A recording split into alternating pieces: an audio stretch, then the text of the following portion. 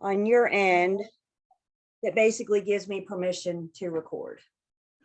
So that's my homework for tomorrow before I see you guys, is to create our YouTube channel and to get our class loaded for tonight, and then keep loading them as we go.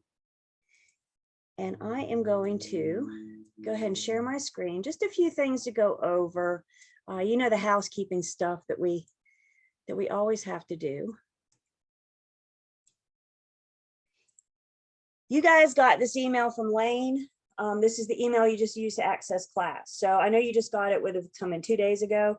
But there's some really good stuff in here too. So I hope you just didn't look for the Zoom link and not look at anything else, because there's some other things in here we need to be aware of. First off, if you haven't, please go ahead and sign the registration and the contact form for the contract, excuse me, for Lane, so she can submit you as complete once you finish this class. If you haven't done that for her, please do so tomorrow. Don't do it now, because I don't want any distractions during class. We also have a Learn Test Pass for this course. So Jane has created a little tutorial on how to set it up and what to do. You can find that, this link. And then the link to access Learn Test Pass is right here. Has anybody done it yet for this class, for the 302? Not yet, not yet, not yet. Okay, homework. I need you guys to go ahead and get in the Learn Test Pass, because there's not now, because I would, you know, we're in class, but tomorrow or whenever. Go ahead and get into Learn Test Pass so you have access to the forms and the materials. There's some quizzes in there. We'll look at closing disclosures. You will have a homework recommendation. You can find that, Learn Test Pass, that kind of thing. And of course, let myself or Jane or Lane know if you have any problems. What's some other good stuff in here? Class marker. Our exam in a couple weeks is going to be in a program called Class Marker. Now I'll talk about the test next week and what that's going to look like and everything. But if you're not familiar with Class Marker, we have a tutorial here. So you can learn how to bookmark a question, how to skip a question, watch your time, that kind of thing. So I would just ask, if you, again, if you're not familiar with it, then you watch that between now and next week. And then lastly, we have our class dates and times. So make sure you have those in your calendars and are ready for those. And I need to stop sharing this for 1 second, excuse me.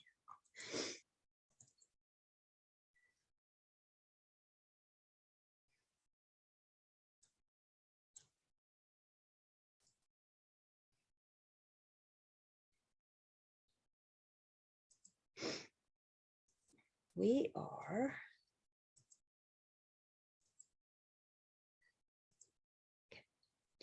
so we're in post-licensing 302. This is contracts and closings. I always like to make sure that we're in the right place, know where we are. By the way, I will put my PowerPoints also in Learn Test Pass. I'll do that tomorrow. So you guys will have this all available. So you got the PowerPoints, you got your book. We'll talk about that in a second. You got the recording. You got me, you got all sorts of tools that you guys need to get you through this test next week. So just a brief introduction. You all know Lane, but here she is anyway.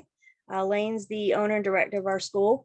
Anything school related, you can reach out to her. You have this email because you just use this email to log into her Zoom. So you can always reply to that. For those of you that don't know me, my name is Julie, and I'm going to be with you in the next couple weeks. So please, if you don't have my contact information, go ahead and jot it down. I always encourage you guys to reach out to me if you have any questions or anything I can help you with. I'm here. So please never hesitate. I tell you, nothing hurts me more than you guys showing up on test day going, yeah, I never really understood that. I don't know how to help you if I don't know how to help you. So let me know how I can help you. Fair enough? This year, somehow, I actually celebrated 21 years in real estate. I've been around for a minute. I actually started as administrative. I was the behind the scenes girl that nobody really knew about. I got to take care of the agents, for the agents to go take care of everybody else. I did that for probably 13, 14 years. And then I finally made the plunge into sales full time, gave up my cushy job and vacation pay and all that good stuff and jumped into sales. Picking up this teaching thing, I don't know, officially for the commission, I guess it's 5, 6 years now, something like that. So today I kind of wear 2 hats. I get to teach for Lane, pre and post licensing for Lane. And then I'm still affiliated with my firm. Back to my roots. I just this year kind of took a few steps back from sales and gotten back into the admin thing. So I guess we kind of always go back to what we know. We gravitate to what we know. So here I am again doing this, and it's good because it allows me to balance my time and do the two things that I love. So 22 years next year, we'll see what that brings, or 5 more years from now, or however that looks. You just never know, I guess. So with the Real Estate Commission, you guys have all been through post licensing before, so you know we have an attendance requirement. You have to be here 90% of the time. This is a 30-hour class, so that means you can only miss 10%, which means you can only miss 3 hours. So we need you here on time. We need you to stay 10:15. I know it's late. I will do my best to keep my energy at level up for the next 5 hours, but you're going to hear me getting tired tonight because, you know, it's 10:15. But I'll give you guys everything I got until the very end. We do take a 10-minute break about on the hour. So 6:15-ish, 7:15-ish, 8:15-ish, etc. If you're back late from break, there we go. Then that'll count against your time. If you log on late, if you log off early, that all counts against. So just be aware of that time as you come and go. Also, the other requirement is cameras need to be on. I need to be able to see you. So when we take a break, you're welcome to turn your camera off. We really don't want to see what you do on break anyway. So you're welcome to turn your camera off. Just remember to turn it back on when we get back. And remember, as we're sitting here and you guys are all at home, remember, where you go, we go. So if you take your laptop, start moving around the house, remember, we're all going to go with you. So again, just be aware of your backgrounds and what's going on, so we don't see things that we shouldn't see in a post-licensing class. I've been a very fortunate Zoom instructor that hasn't had an incident, but I know others that have. So I want to continue my streak. I mentioned a final exam. So we do have a test. This test is a little bit different. You get more time on this test. You actually get 3 hours because there's math. I will talk more about that in just a second. You need to make a 75%. Because there is math, you guys will need a calculator. And I can't let you use the calculator on your phone because your phone has Google. So I need you guys, if you don't have a basic calculator, I need you to please get one. We're actually going to start the math tomorrow or Thursday, probably tomorrow, so we can get you guys enough time to practice and get that down and get ready for your test. If you don't make a 75% the first go around, no worries. We actually offer a retake. Not all schools do. So if we can't get you through the first time, rest assured we will. For post licensing, for me personally, it's not so much passing the test, but it is getting the information, understanding the information. I know a good handful of you are now out practicing. You're active, you're working with buyers and sellers or commercial. So again, it's just more important that we understand the material than passing the test. However, the Real Estate Commission says you got to pass the test. So despite what I think, we still got to get you through the test. So if you have to do the retake, the worst part about it is you just got to spend some one-on-one time with me to help you get through so you can put this thing behind you and be done. Questions so far about your test, expectations, anything so far?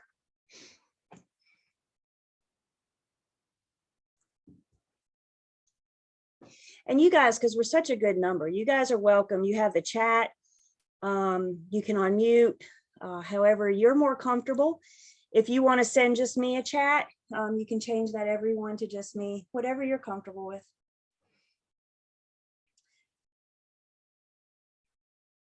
One of the bigger challenges we faced with going online that we still face today is distractions. There's a whole lot going on at home, isn't there? There's a whole lot going on at home.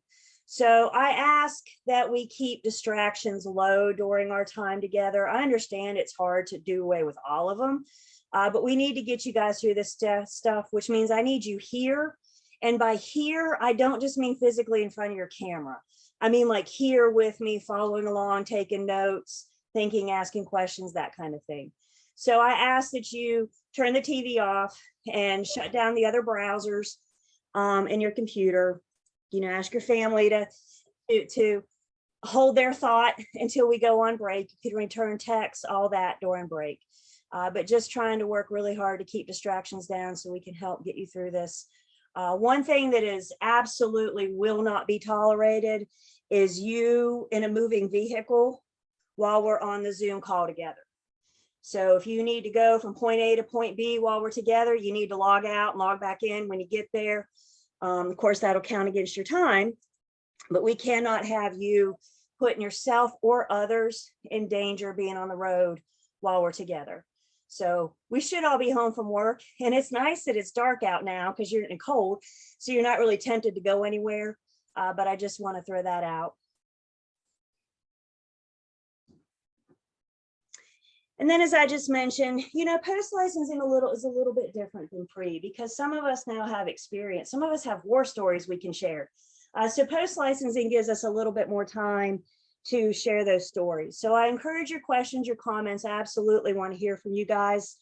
With all that being said, I reserve the right to keep us on track so we can get through the required material to get you through the test next week. So while I'm okay with derailing a bit, I do need to keep us in line so we can cover everything.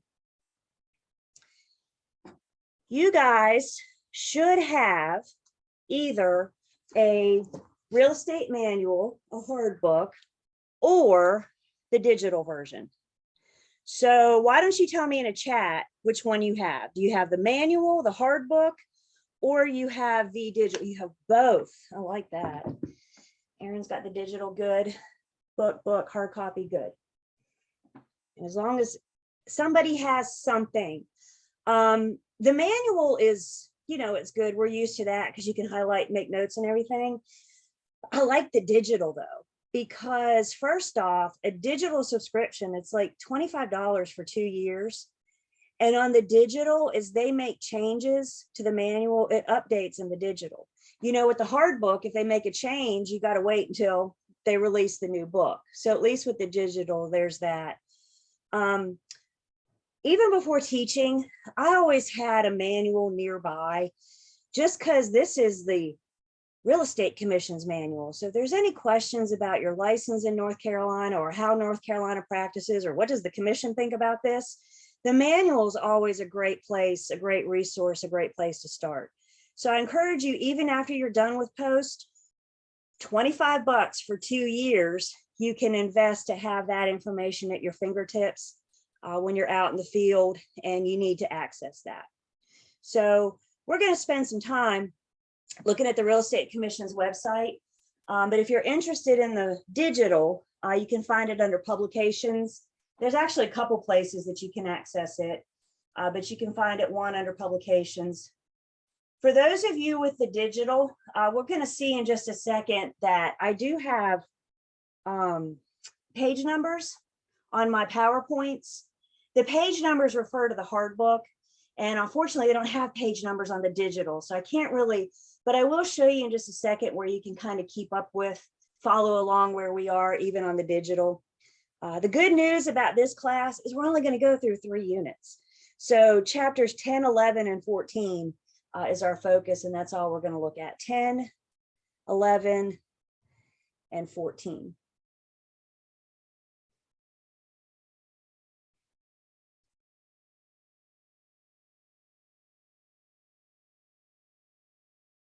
Questions, comments, concerns? How are we doing so far? I get a thumbs up or a thumbs down. How are we doing so far?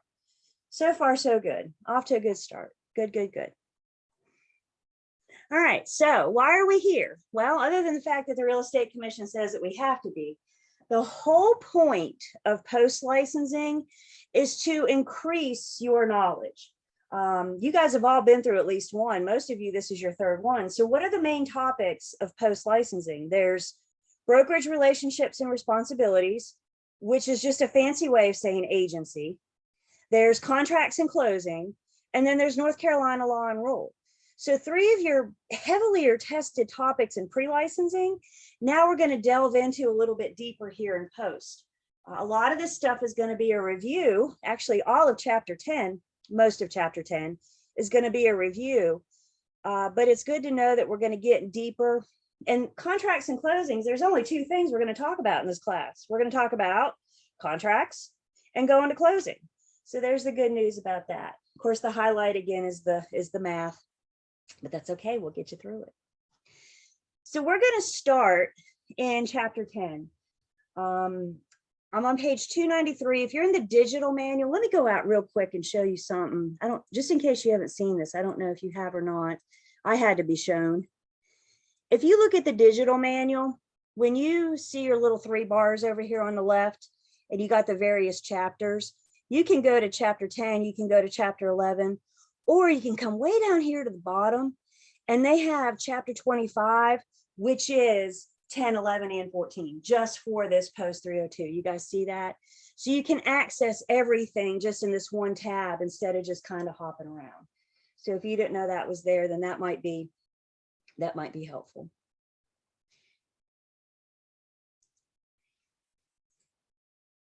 So chapter 10 should be a pretty good review for us, a good way to start up.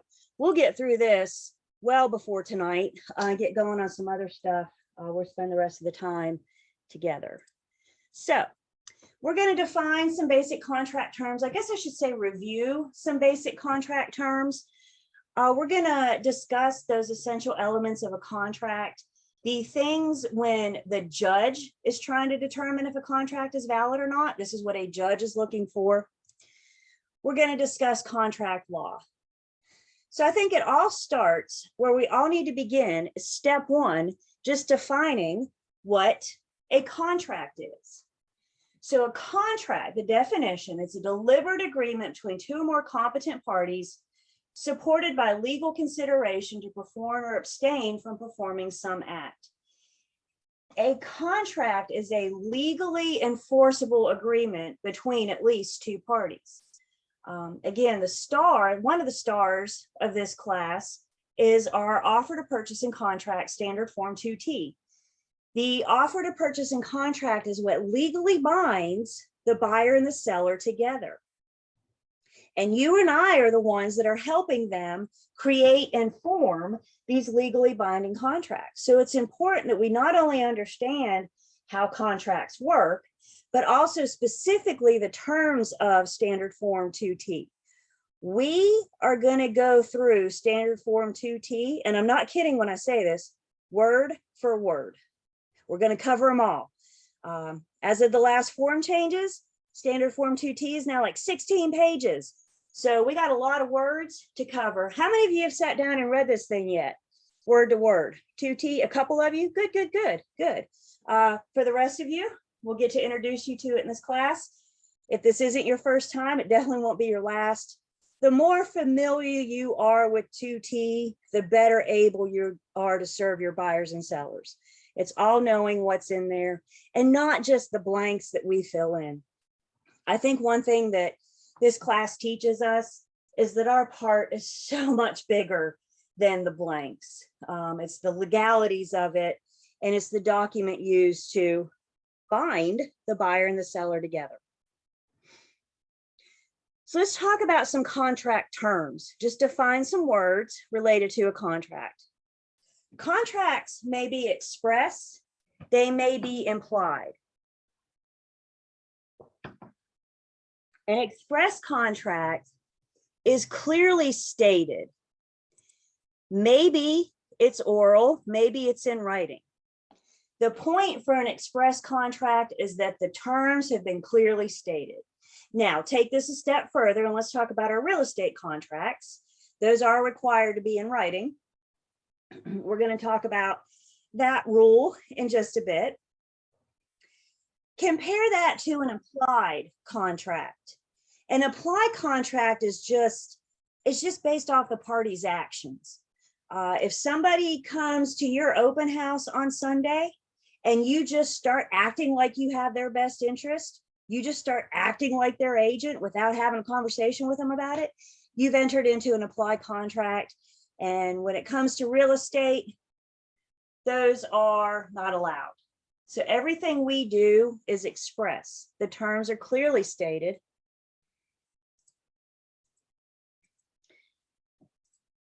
Contracts can be either unilateral or bilateral.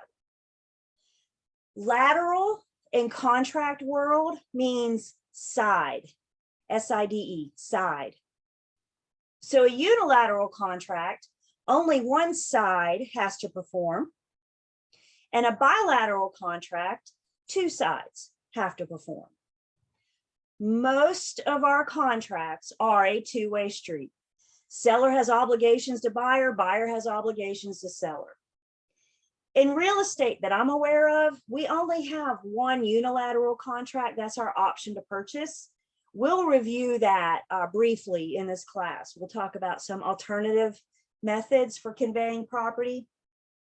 So we will see our example of a unilateral contract in just a bit.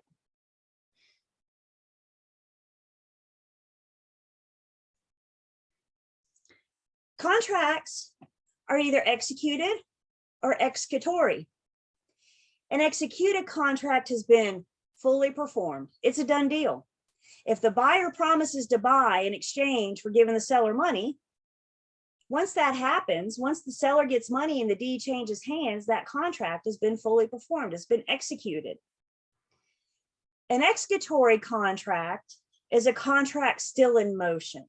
There are terms left to be done. There are things that still need to be done. Our entire contract to closing process is dealing with an executory contract. We're going to talk about that contract to closing process. We're going to look at some of the things that the buyers should be encouraged to do during due diligence, for example. So we'll talk a little bit about that. Have you guys learned yet that real estate's one of those crazy industries that we have words that have several different meanings? How do you have different meanings with just the same word? Have you guys noticed this yet? So executed is one of those fun words. And another example, another meaning for executed could mean that something has been signed. So how do we know what we're talking about? Are we talking about a contract that's fully performed? Or are we talking about one that's been signed? So we kind of need to use our context clues. Once you first sign the offer, you can call the other agent and say, our contract has been executed. Well, we should know that it's not been fully performed yet, right? We still got 4 to 6 weeks. We got to get through due diligence. We got to get to closing, da, da, da, da, da. So it's all in the context. A couple other contract words, just defining things here. Let's talk about an addenda versus an amendment. When you guys see the word addenda, what I really want you to see is the word add. An addenda adds to and becomes part of the agreement. An amendment, on the other hand, is a change. We've already agreed, we've already shaken hands and signed, it's a done deal. And now we decided to go back and change something. An example of an amendment that we will talk about is our repair request. What's our contract say? We all know this without reading it. Does the seller have to do any repairs in North Carolina? No, everything's as is, right? So the buyer has their inspections. Are they allowed to ask the seller for repairs? Sure, you can ask. The seller's not obligated to agree. Everybody with me? But if the seller does agree to do repairs, once we get that agreement in writing, we've amended the contract. We've changed that one very important sentence in our contract that says this property is being sold in its current condition. And as soon as the seller agrees to change a light bulb, we've amended the contract for the seller to do that agreed upon repair. We'll talk about that. We'll look at that form as well. Lots of forms in this class. It's a contract, so, you know, just putting it all out there for you.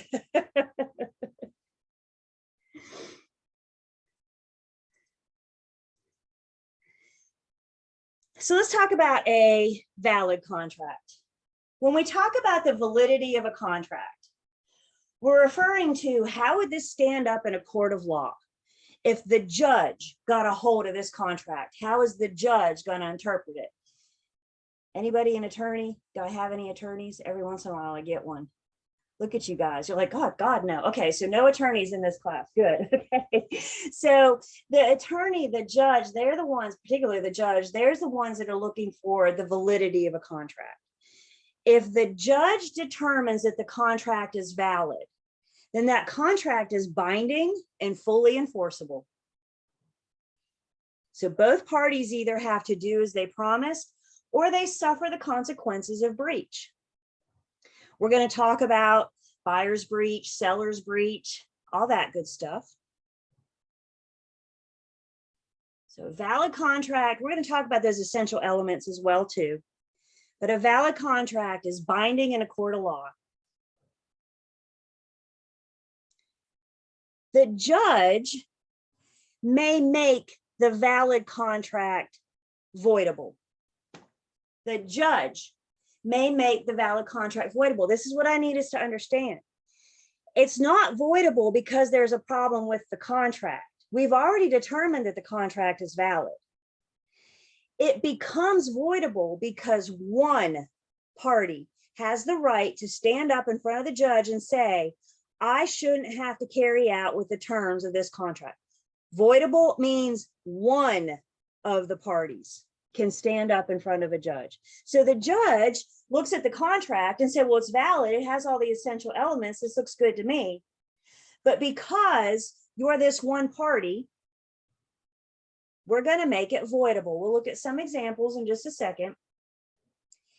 This is what we need to understand. Contracts don't just automatically become voidable. So if nobody goes to the judge and says, I want to make this voidable, then the contract can still be carried out voluntarily. Again, there's nothing wrong with the contract. It's an issue with the party. The party has to stand up. Everybody with me? So who's that party that has to stand up? Well, maybe it was a minor. Maybe it was somebody that was under the influence at the time they entered into the contract. Maybe it's determined that we don't have mutual consent. We didn't have that meeting of the minds that we're going to talk about in just a second. In this wild, a minor can enter into a legally binding contract, but the judge can't force them to carry through with the terms because they're not of legal age. Only the minor can make it voidable. If the adult, if the other party in this transaction is an adult and they go to the judge is going to say, you're an adult. You should have known better. Why did you enter into a contract with a minor to begin with? So voidable, it's a valid contract. It's a problem with one of the parties. Questions on that?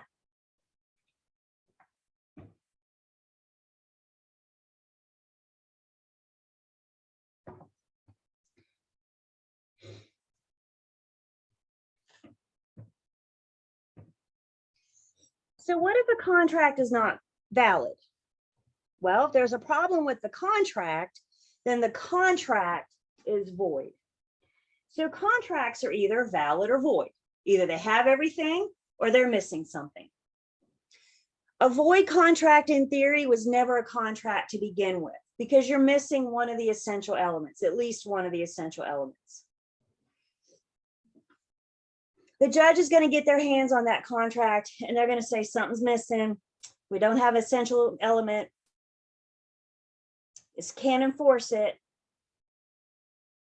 However, look at that last bullet point. If nobody goes to the judge to declare it void, it could still be carried out voluntarily. Do you see why it's so important that we have a basic understanding of contract law, that we understand how these things happen? Could you imagine having to call your buyer and seller and say, yeah, our contract's not valid, so we're never under contract to begin with. Oopsie, my bad, sorry about that. We don't have happy parties on our hands, do we? This is part of the reason why they provide us with pre-printed forms. This is why they harp on us about not drafting, about only using those pre-printed forms. Are you guys sick and tired of hearing about that? No drafting. We are not attorneys, blah, blah, blah. Okay, we get it. We see this pop up all the time though, you guys. So somebody's not getting it. So we need to make sure, this is why we're using the forms provided to us. If we're not using those forms, we're having attorneys, attorney drafted forms that we can use. Some examples of a contract that could become void, any illegal act. Y'all, you can't have a legally binding contract for an illegal purpose. It just doesn't make sense.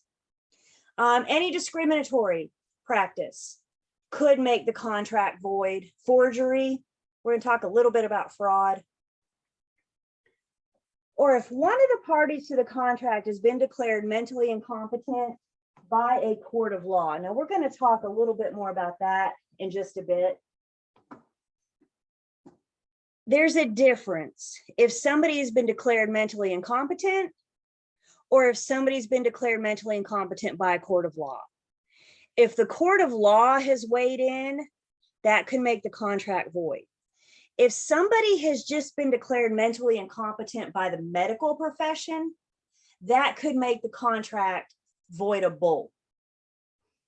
So the difference with mentally incompetent parties is whether or not the court's weighed in, whether or not the court has declared them mentally incompetent. Void if the court has weighed in, voidable if the court has not.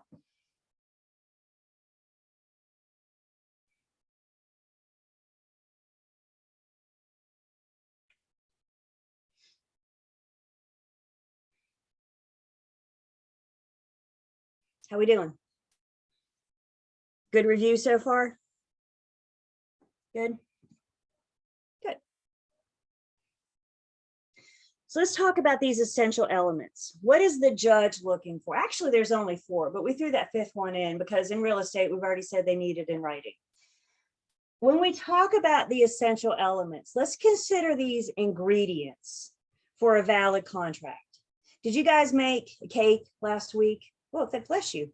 Did you guys make a cake last week or a pie or something for Thanksgiving? Or did you at least eat cake or pie or both, whichever? I sure hope so.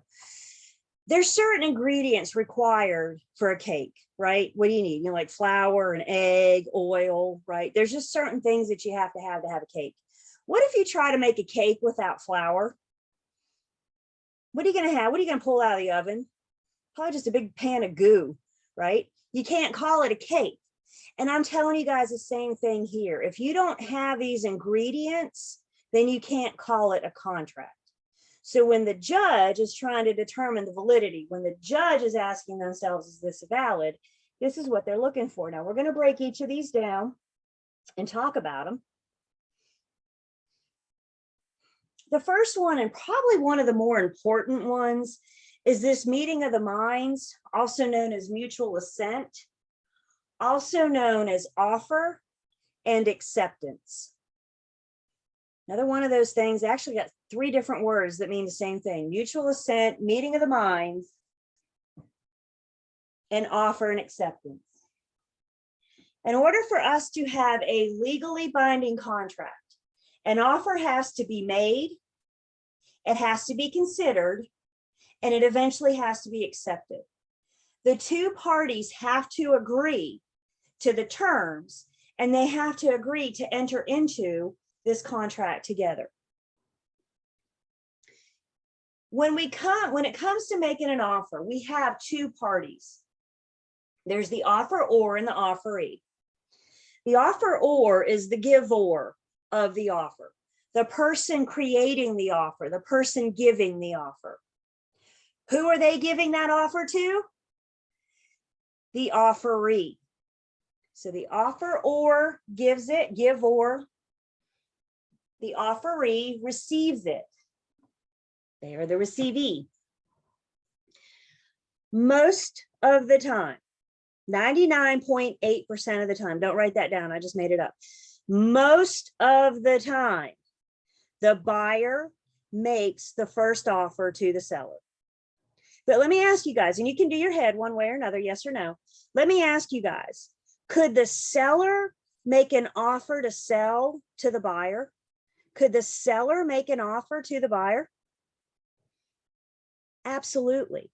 Absolutely. So yes, most of the time, the first round, the offeror is the buyer and the offeree is the seller. I don't want you guys to get bogged down in that though. When you see offeror, I want you to think giver of the offer. When you see offeree, I want you to think receivee of the offer. So when we talk about forming a contract, I like to draw the line. We'll call this the line of communication. So on one side of the line, you have the buyer.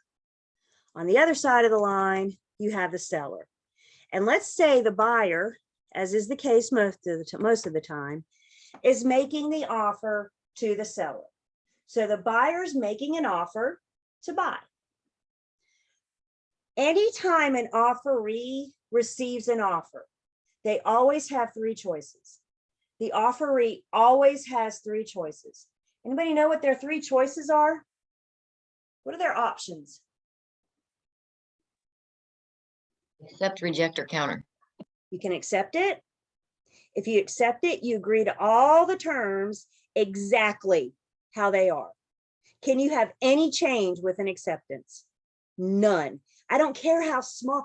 If I offer you 300,000 and you counter with $300,001, that's a change. Everybody with me? It's only $1, but you're still not agreeing to all of the terms exactly as they are. So acceptance means you agree to everything. Their second choice is to reject it. Just flat out say no. A rejection kills the offer. A rejection leaves the offer dead on the table. Once it's rejected, there ain't no going back. Once it's rejected, it's dead and you can't revive it. Your third option is to counter it. So option number 3 is a counter offer. A counter offer is a rejection with a but. It's a fancy rejection. Counter offers usually sound something like, I'm good with all these terms, but the purchase price and the closing date. So what we're saying is I'm fine with everything else. I'm good with everything else, but I'm not good with this purchase price and this closing date, for example. When we have a counter offer, the roles reverse. The seller now becomes the offeror, making a brand new offer to the buyer. What are the buyer's three choices? They can, rattle them through with me, they can accept it, reject it, or counter it. See what we're doing? Every single time you receive an offer, you always have three choices: accept it, reject it, or counter it. Now we're going to talk a little bit more later about how that there's this magic moment in time when it goes from being an offer to a contract. So we're going to define that magic moment in time. Do you guys think it's important that we know when we're under contract? Yeah, I think so. So we need to know that magic moment in time. We need to know when that's going to happen. We'll talk a little bit more about that, of course. We're also going to talk later about bringing agents into the mix. What happens if the buyer has an agent? What happens if the seller has an agent? And how that communication looks. So we're just introducing you to the idea for right now, understanding that we're going to get more involved. We're going to get more in depth.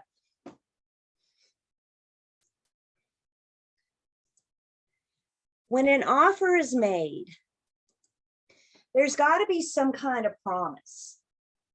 The person making the offer has to give something of value. Again, standard form 2T. The buyer's offering the seller money in exchange for their property, in exchange for their deed. There are no free promises. The buyer just can't say, give me your property. There's got to be something of value or consideration. Consideration is usually money, but I think it's really important that we understand that it can be anything of value. Consideration could be for love and affection. If I was buying my parents' house, I hope they wouldn't charge me too much, but it might be something like for love and affection.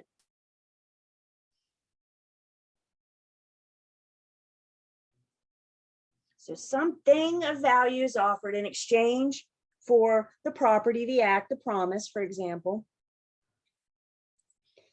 Offers are definite and certain in their terms. We know what the offer is about. There is no, did they mean 300,000 or did they mean $300,001? It's very clear what that purchase price is. It's very clear what I want. If I give you $300,000, what do I want in exchange for that? So offers are definite and certain in their terms. One thing we've kind of gotten away from the last couple of years that I have a feeling we're going to start seeing coming back. You guys have probably been familiar with this market in the last few years. I think you guys are actually starting at a good time, because I'm here to tell you right now, agents that started 2 years ago, 3 years ago, have no idea how to sell a house, because all you've had to do the last 2 years is put a for sale sign in the front yard, if that, and the dang thing sells itself. But now we're getting back into like marketing and advertising and open houses, and we got to like work again, so we're coming back into this market where we actually got to work to sell the home. And I think one thing we're going to see more and more of are offers with contingencies. If something has a contingency on it, what we're saying is that one act has to be complete in order for me to perform. Some examples of some contingencies that we may start seeing again. I think one of the more common ones that we're going to see, I can't buy your house if I don't first sell mine. Me buying your home is contingent on me selling mine. Another example, less likely to see, but it's still out there. I can't buy your house if I don't get loan approval. What's the contingency me buying your house? I first get loan approval. This is what I think is important that we understand. Our standard forms do not have contingencies built into them. There is no loan approval contingency. There is no appraisal contingency. There is no contingency for me to sell my house before I buy yours. Do your head one way or another. Can the parties agree to add a contingency? Can the buyer make an offer and the seller agree and accept it? Absolutely. So even though it's not in our contracts, we still might see that come back, and we need to understand what that contingency means. We don't have any pre-printed forms for contingencies anymore. We used to have one. We used to have a contingent sale addendum that said, I can't buy your house if I don't first sell mine. That form retired, I don't know, 2-3 years ago, something like that. Time gets away from me. That form no longer exists. So now if you have a party that wants to add a contingency, what do you think we need to do? Addendum. Are we going to do the addendum? I'm not going to do the addendum. I'm going to call my attorney, or better yet, I'm going to have my buyer call their attorney and do the addendum, because we can't draft. So you're right. You're right. We are going to create an addendum, but we are not going to do it. Everybody good with that? Your buyer wants that contingency. We're going to have our attorney draft something up. We have no pre-printed forms for that anymore.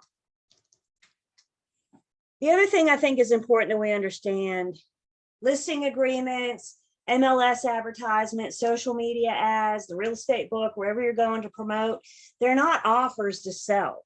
They're only offers, they're invitations to bring me an offer. The seller is inviting the buyer to bring them an offer. Does the seller have to accept any offer?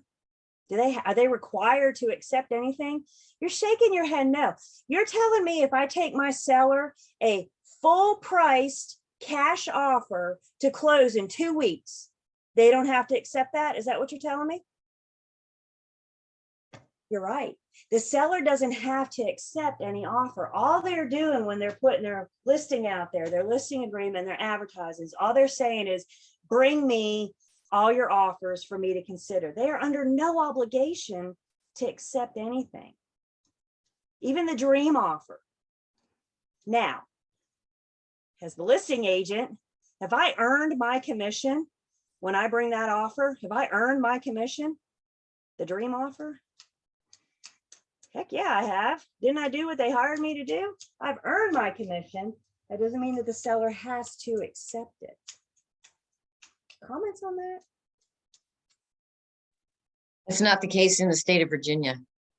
Virginia and North Carolina are very different. And my hat's off to anybody trying to be dual state, because you actually got to stop and think about what state you're standing in. Are you standing in North Carolina? Or are you standing in Virginia? So keep that, keep that separate. I know I've had post licensing suit, Virginia, New York, Florida, Georgia. Nobody does it anyway that we do it here in North Carolina. I guess we're just that state, but that's okay. That's who we are.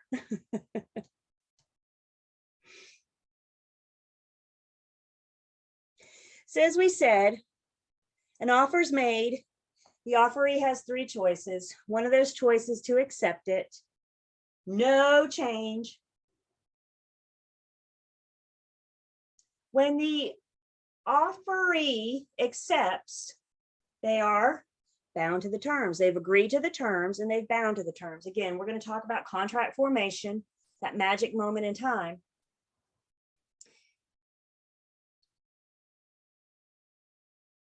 When you're in the throes of negotiations and the other agent calls you or texts you or email you, whatever, the other agent reaches out to you and says, my guys have accepted your guys' offer. Your knee-jerk reaction needs to be to ask, has it been signed? So when that other agent calls you and says, yeah, we accept, without even thinking, y'all write that down. Has it been signed? If I have verbal acceptance, what do I have? Yeah, Claire's putting, I have absolutely nothing. If we have a verbal acceptance, we got nothing. So we need to get in that habit very early. I hear that it's been accepted. Oh, that's nice. But has it been signed?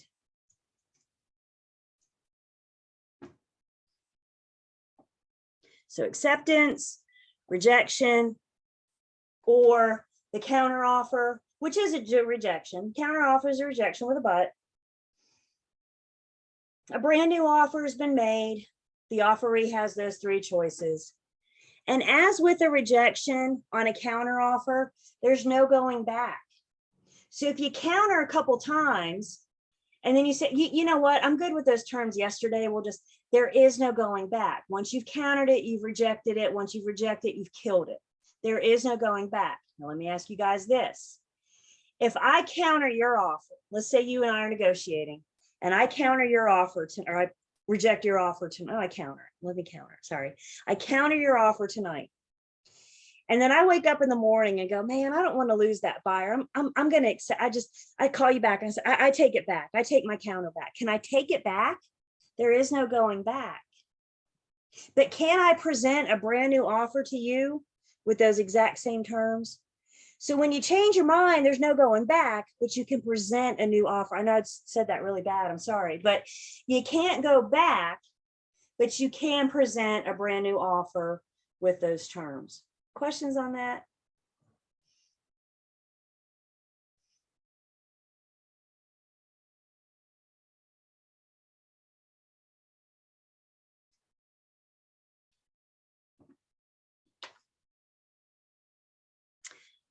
You can rescind it. That's right. The offeror is free to rescind their offer at any time prior to acceptance. I'll say that again because that's a really good question. The offeror is the giver, and they are free to rescind, to take back their offer at any time prior to acceptance. So I make you an offer tonight and you don't respond, I could call you in the morning and say, never mind, I'm taking it back. I've killed it before you got a chance to.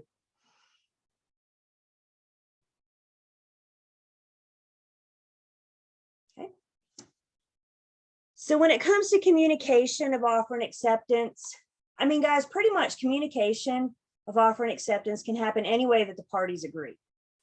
So we can communicate acceptance orally. You can pick up the phone and call me. You can leave me a message. Snail mail, we'll talk more about snail mail in just a second. Personal delivery, you can drive it to my office. Or we have electronic methods now, emails, fax, text. The thing to understand here is that the parties somehow have to communicate, and how they communicate is spelled out in our offer to purchase and contract. We have a notification page that we'll look at. We can tell the parties, this is how I want you to communicate with me. We'll see that when we look at our contract. We're going to talk a little bit more about electronic in just a bit.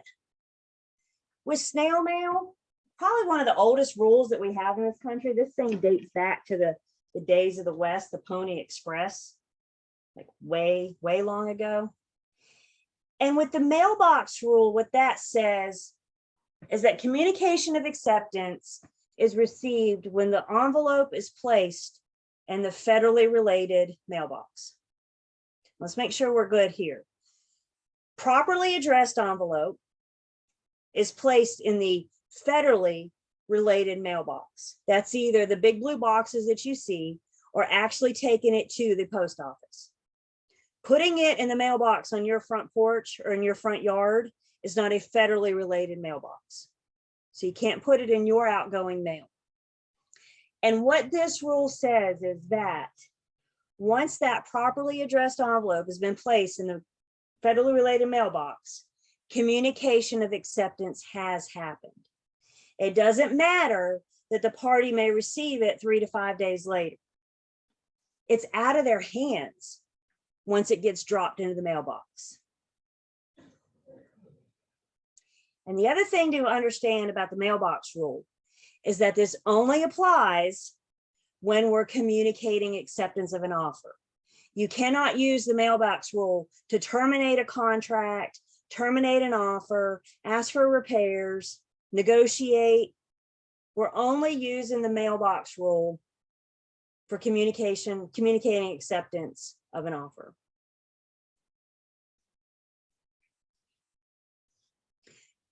What do you think? For the most part, are we using snail mail these days? Probably not. Probably not. Claire is? I hear you. I know we're not, but I just have to ask this question. So there's no obviously there's no timestamp when you put in an envelope, an accepted offer in a mailbox. So let's say you put it in the mailbox at 11:03 a.m.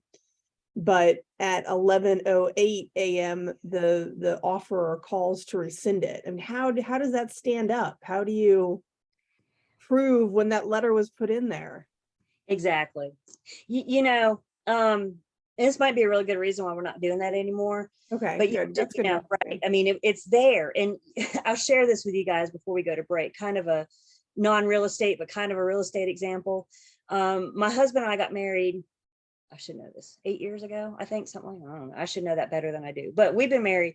And when we got married, one of my coworkers is ordained, and he married us. So I had a real estate agent marry us. So it was kind of cool. And after the marriage license was signed, he actually shot me a picture, sent me a text with a picture of him placing my marriage license in the mailbox. And I thought, only real estate agents are going to get that, because he was showing that mail. Julie, this is a done deal because your marriage license has hit that federally related mailbox. Congratulations, you are official. So in today's world, obviously back in the day in Pony Express, we didn't have text and phone calls and, all these other methods. So at least, Clara, in today's world, we have the technology. You could snap a picture of the date and time that you put it in. You know what I'm saying? I wouldn't stress out too much about that, though, because we're just not doing it. I've only had one client, and it wasn't even mine, it was the other side, and they refused to use email, and they lived in like South Dakota or something like that. But at least they were willing to do overnight express. So we had tracking, we had certification, we had that kind of information. The only reason we have to talk about it is again, because these big blue boxes are still out there. So in the event you have somebody that doesn't do email, that doesn't do electronic forms of communication, if I were you, I would definitely document it. As you're putting that envelope in the box, I would take a picture, and I would let them know. I would follow it up with a phone call if you didn't call first. You see what I'm saying? So very outdated rule, I know. But again, as long as we still have the post office, this rule still applies.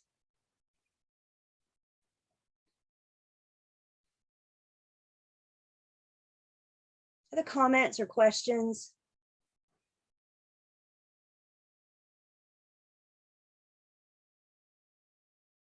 Okay. Let's go ahead and take our first break. I just turned 6:17, so let's take 10. We will come back at 6:27. Again, you guys are welcome to turn your cameras off, but just make sure you come back in 10 minutes and we will continue.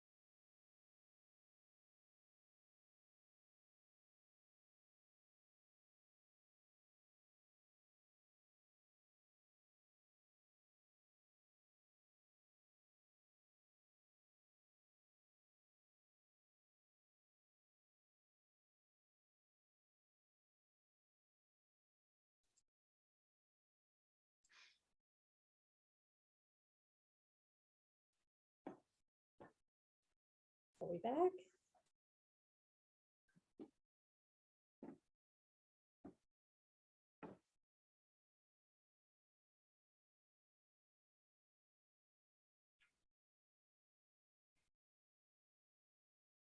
How we doing? Doing good? Everybody hanging in there with me? We're not eating too heavy of a meal, right? I don't want you guys to get sleepy. So we're I know all our eating schedules are going to be off this class, but it's only 2 weeks. So I do know it goes by pretty fast. And there's that time of year where, I don't know, just at night, who wants to be outside anyway? I'm one of those. Once I'm in, I'm in. I think this, I don't know, they said this last year, but this might be the last time we have to deal with daylight savings too. I don't know. We'll see. We'll see what next year looks like. They keep trying to do away with it. Like, God, do away with it. I hate getting up when it's dark and going to bed when it's dark. That's just rough, you know? Do you have any questions or comments so far? I'm going to take attendance. You guys might see a little flash on your end, but that's just me taking attendance.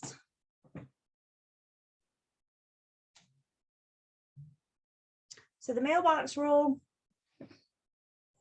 again, not around much. I'd say other forms of communication are used more, and we'll talk about how that works. We'll look a little bit more into that. When it comes to communication, communicating acceptance to me is just as good as talking directly to my client. So once you tell me my guys have accepted and I verify that it's been signed, we're under contract. We'll walk through this. We'll go through this process so we can see how this works, that magic moment in time when it goes from being an offer to a contract. But right now, understanding that when it comes to communicating an offer, we stand in place of our client.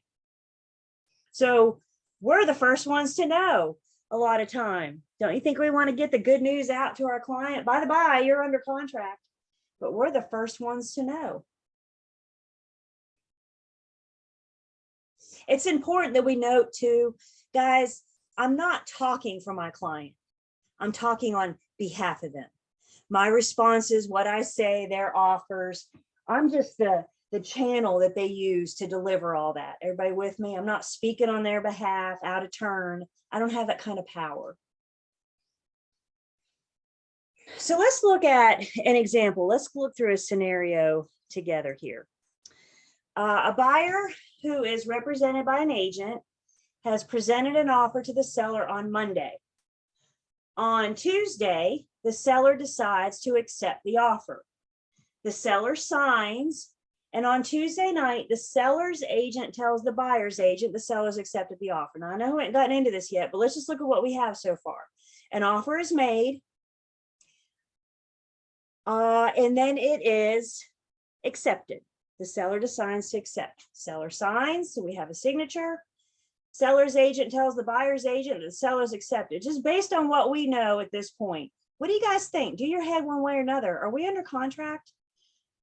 We've accepted, and then we've communicated acceptance. Again, I know we haven't gotten into the big yet, but we've accepted, we've assigned, and then we've told the other side that we've accepted your offer. So congratulations, we're under contract. But it's late. So the buyer's agent decides to wait until Wednesday morning to tell the buyer. They don't think they want to bother their buyer. Buyer sleeps on it. Wednesday morning, they just change their mind and think they're going to revoke their offer. But guess what? It's too late. That acceptance has already been communicated. We went under contract Tuesday night when we had acceptance and communication of acceptance. Does this make sense? You guys see? What we're trying to illustrate here is the importance of us communicating with our clients. The only reason this agent should not have called their buyer Tuesday night is if the buyer said, under no circumstances are you to call me after whatever time. You guys with me?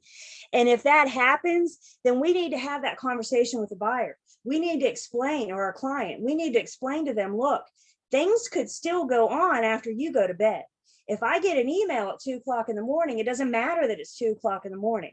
So I think it's important that our clients understand especially we're in the throes of negotiations, that all we have to do is be notified. The time of day doesn't matter. And if they say, don't you ever call me after 9 p.m., I highly forbid it. That's fine. They're the bosses and they make the rules. But they need to understand that the show's still going on, even though they're not in the mix. Does that make sense? So the only reason we're not calling our buyers or sellers and telling them the good news is because they told us not to. And we explained how that may look. And if you tell me not to call you after 9 p.m., I'm going to ask you what's the absolute earliest I can call you the next morning, because sometimes these negotiations can go late. Sometimes they can go, I don't know what your definition of a wee hour of the night is. I mean, hopefully it's after 10:15 for the next couple of weeks, because, you know, I need you guys like here. But, you know, so we just need to have these conversations. And guys, as agents, we got to be on top of the communication. We've got to be on top. And again, we'll talk a little bit more about that. So still talking about our offer and acceptance, our mutual assent, our meeting of the minds. Offers can be terminated. We're not terminating a contract yet. We'll talk about terminating a contract. Right now, we're just going to talk about terminating an offer. So we said a rejection terminates an offer. We said a counter offer is a rejection. So that also terminates the offer. If there's any lapse of time, maybe the offeror put a timestamp on it. This offer expires at 5 p.m. on November 30th. If we don't have acceptance by 5 p.m. on November 30th, at 5:01, that offer has been terminated. We will look in this class at the form that we can use to put an expiration date on an offer, if your client so chooses. Revocation of the offer, if they take their offer back. Remember what we just said.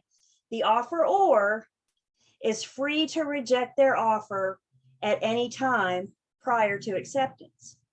So once that offer is made, it can be taken back prior to acceptance. And then death or insanity of the offeror will terminate an offer. We will see this in our contract when we look, but I think it's really important that we understand up front. Death is only an out for the offer. Once you're under contract, death is not an out. And we'll see that in our contract. Once you're under contract, if either party passes away, their heirs are expected to carry through with the terms. And if they can't or won't, then they suffer those consequences of breach that are spelled out in the contract.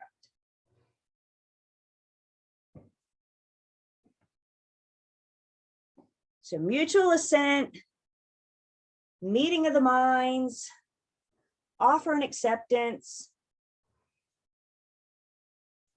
An offer is made, it's considered, and it's eventually accepted. Questions?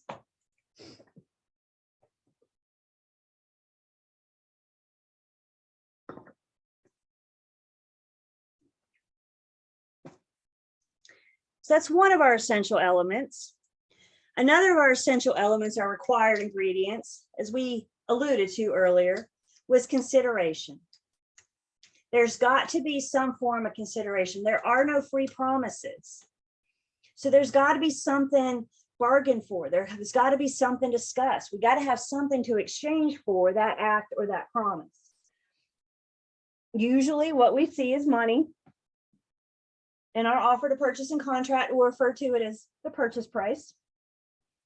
But again, it could be for love and affection. It could be, you know, free rent for 6 months. It could be, what else is valuable to you? 5 goats, right? Whatever thing you consider valuable, something of value is our consideration.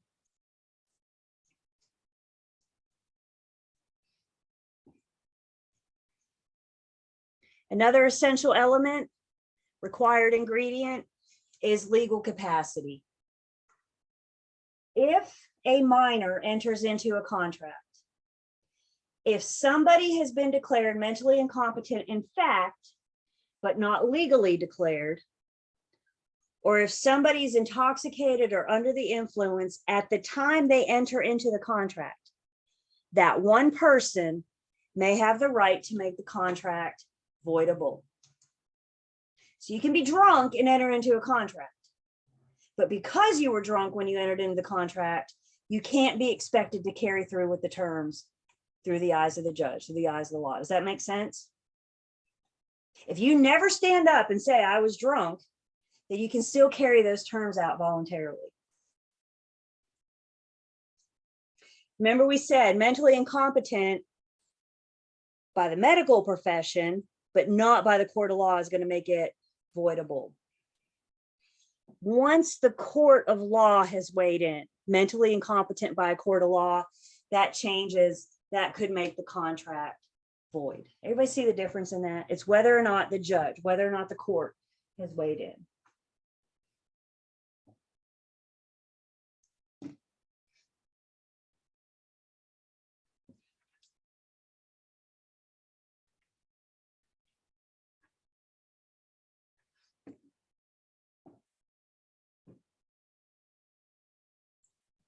A fourth ingredient, a fourth element, it's got to have a lawful objective. You cannot have a legally binding contract for an illegal purpose.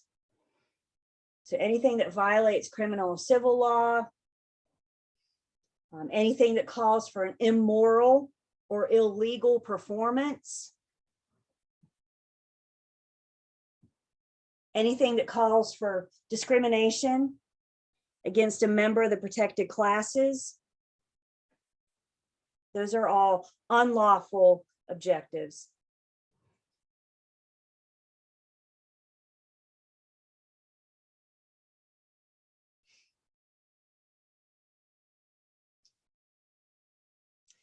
And then the last ingredient, the last element, is that it's got to be in writing.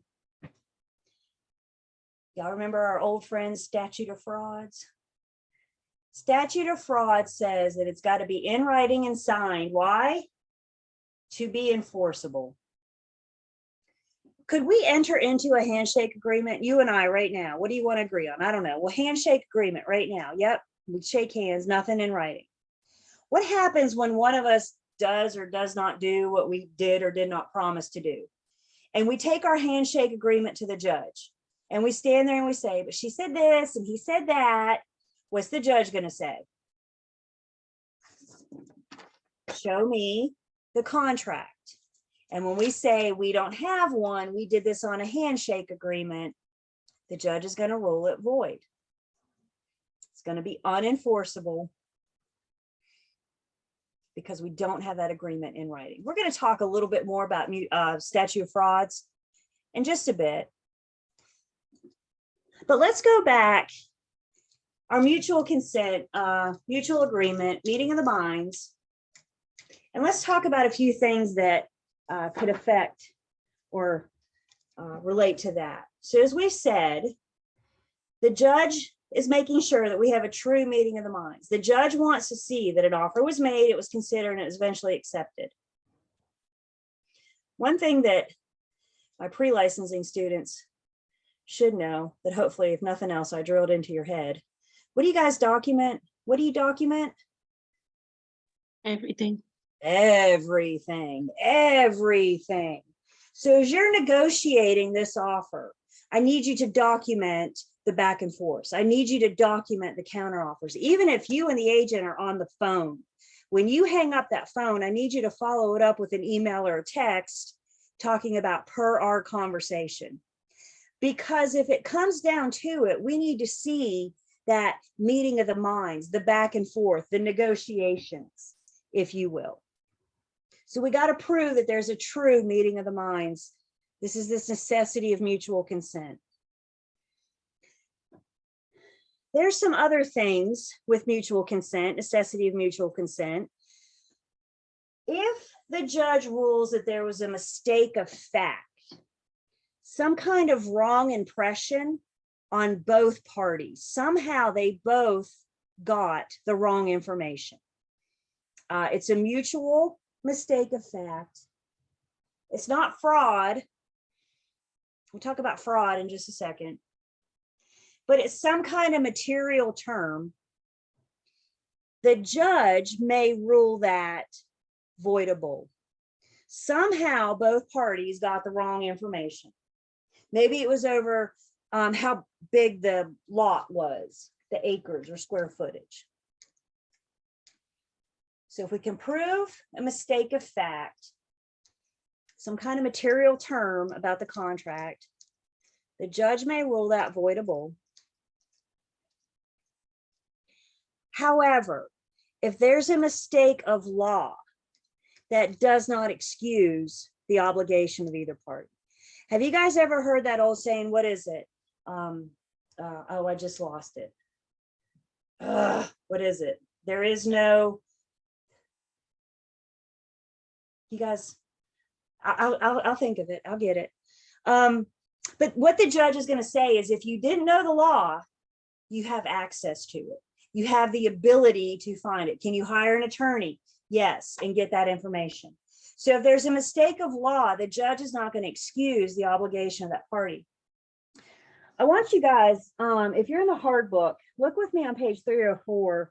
If you're in the digital, we're under the mistake of law. You want to look for the section of necessity of mutual contact or mutual consent, excuse me. In my hard book on page 304, there's a fascinating example. And it's the Willis versus Willis story there. So a widow, after signing her last will and testament, later signed a warranty deed conveying the property she owned to one of her two sons, reserving a life estate. So she signed her will, and then she conveyed the property to one of her sons. Unfortunately, that son died before his mother, at which point the mother wanted to give the property to her other son.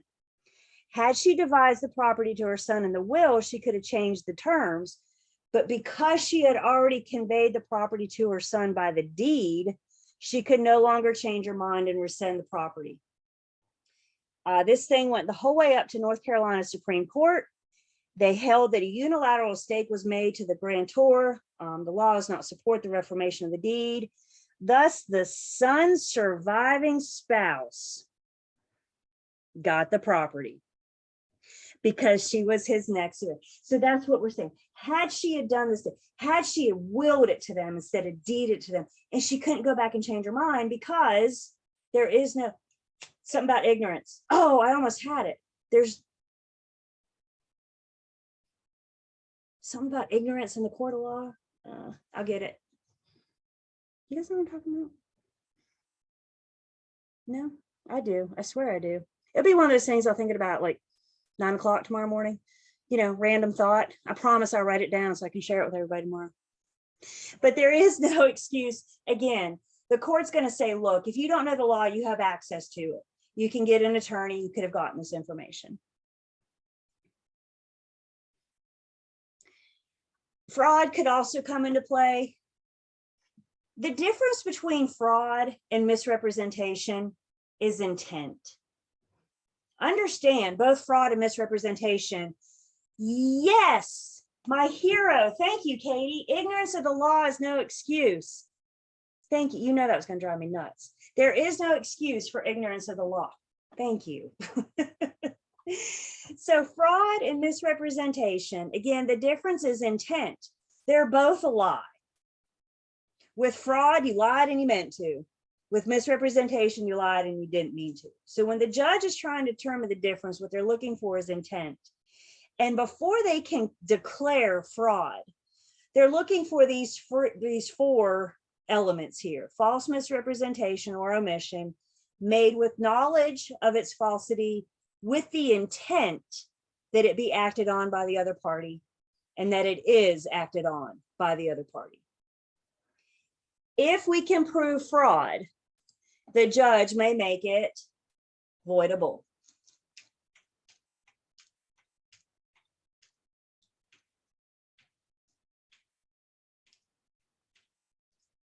I think one example, again, I'm not a judge, but I think one thing that may make it into court and may actually make it far, if we can prove that the seller lied on the ARPOs.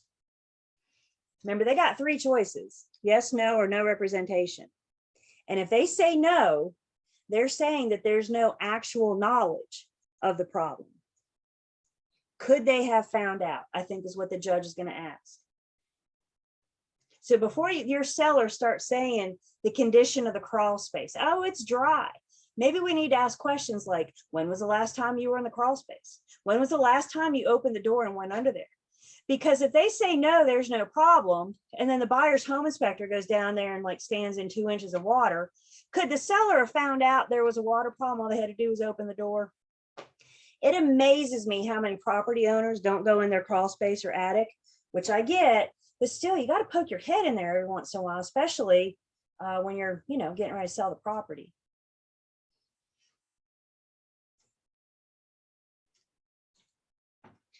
Again, compare fraud to innocent misrepresentation. It's still a false representation, still a lie. But the person that said it thought it was true. They didn't know they were lying.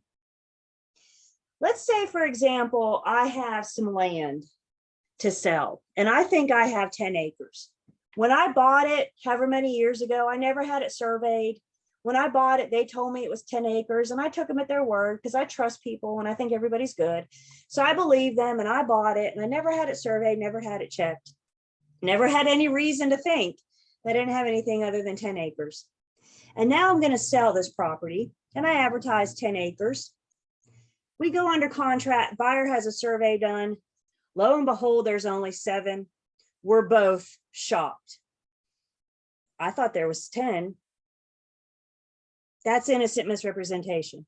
Fraud is when I have 7, I know darn well I have 7, and I advertise 10. Everybody see the difference there? Could I have found out there's only 7? Yeah, but I never did. It just didn't seem important.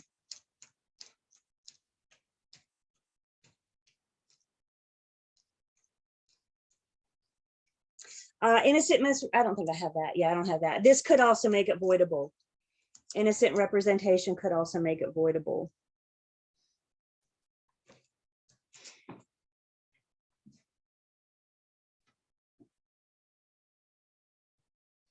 Another thing we need to be aware of, kind of speaking of the RPOs, there's something out there called the Unfair Deceptive Trade Practices Act. And what this includes, any act that provides a misleading opinion, failure to disclose a material fact, misleading advertising. Y'all be very careful in your advertising. Be very careful. We like to use a lot of adjectives to describe a property. So make sure that your description and your advertisements don't cross that line. Or the misrepresentation of the extent of a warranty. That could all fall under this Unfair or Deceptive Trade Practices Act.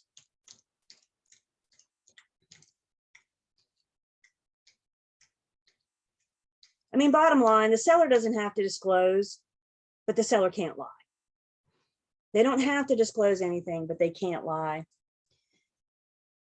This particular act doesn't apply to the for sale by owner, the one that doesn't generally engage in real estate. Now, if you have an investor or a flipper, somebody that does this 10 times a year, for example, they're going to fall under the act. But if you have a for sale by owner, does apply to me and you as well. Guys, please remember, only the seller can hide behind caveat emptor. You and I cannot. We follow license law and commission rule that says we disclose all material facts.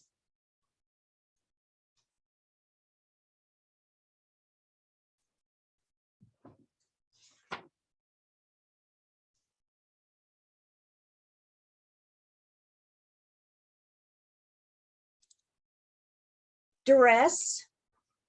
If any of the parties enter into a contract by force or the threat of force or violence, they later could come back and make it voidable. I don't want anybody in harm's way. So if you feel threatened, go ahead and sign it. Claim duress.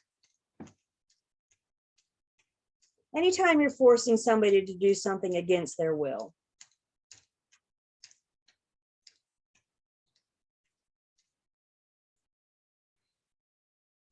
Somebody also could feel threatened into a contract under undue influence. This is somebody taking advantage of the relationship.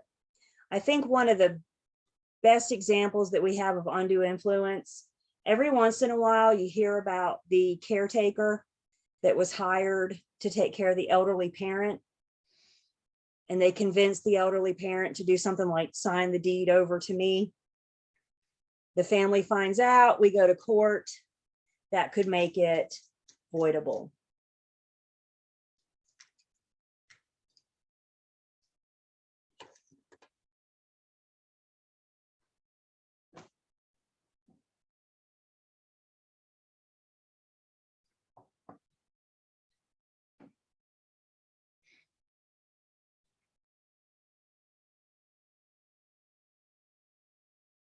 Questions?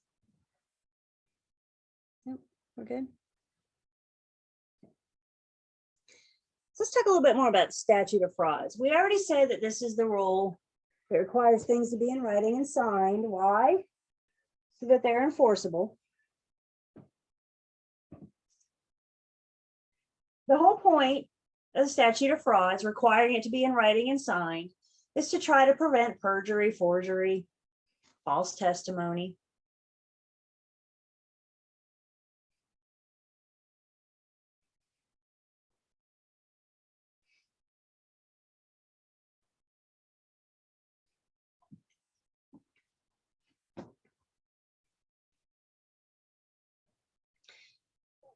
So looking specifically at the statute of fraud, it's a North Carolina general statute. You don't need to know that. I just put this here to show you I'm official. There's a North Carolina general statute about the statute of frauds. This says in part, all contracts to sell or convey land and all leases exceeding 3 years have to be in writing.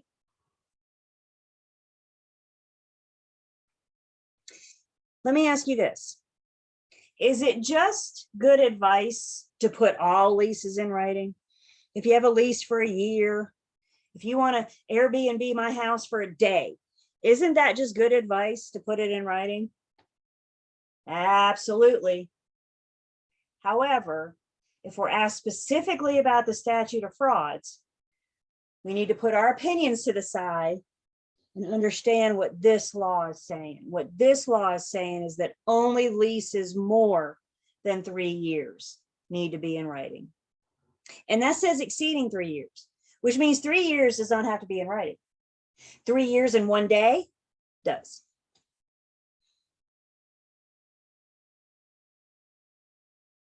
If these contracts to sell or convey or these leases exceeding 3 years are not in writing, the judge will rule them void under our North Carolina general statute. And the statute of frauds has some elements to comply. So we have to have the names of the parties to the contract, both parties of the contract. The subject matter, what is the contract about? The material terms and conditions.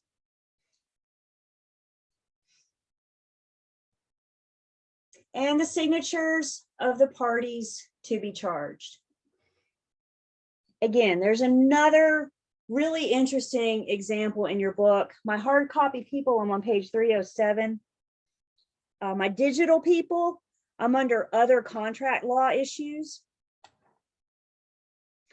So the bottom of 307, seller gave the buyer an option to purchase land for $45,000.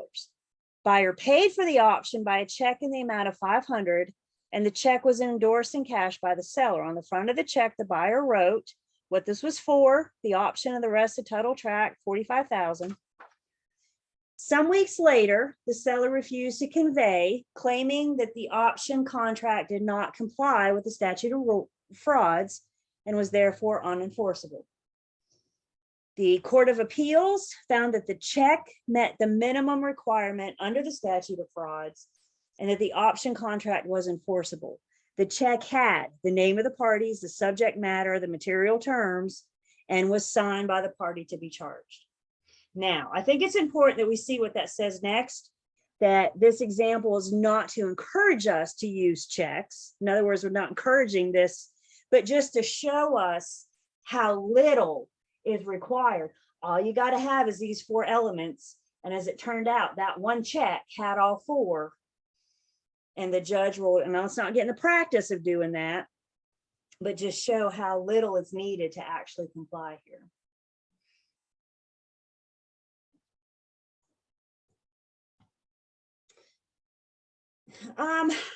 Statute of frauds says our contract modifications, again, have to be in writing. So when you're negotiating with the agent, my guys want this and they want to reduce the price of that and da da da da da.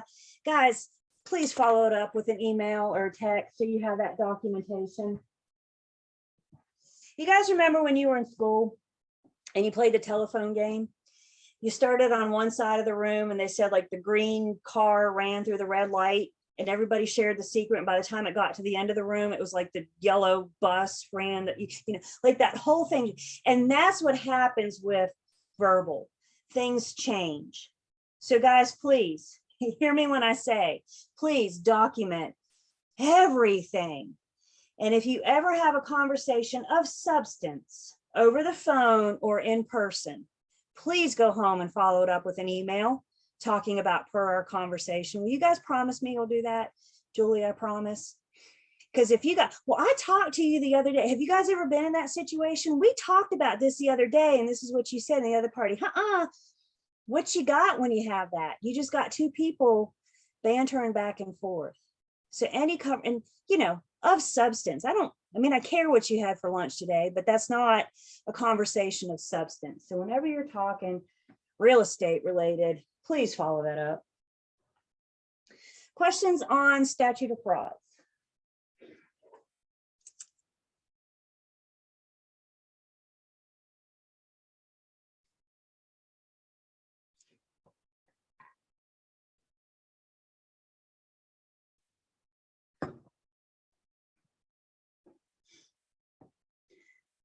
So let's talk about the world that we live in today with electronic transactions.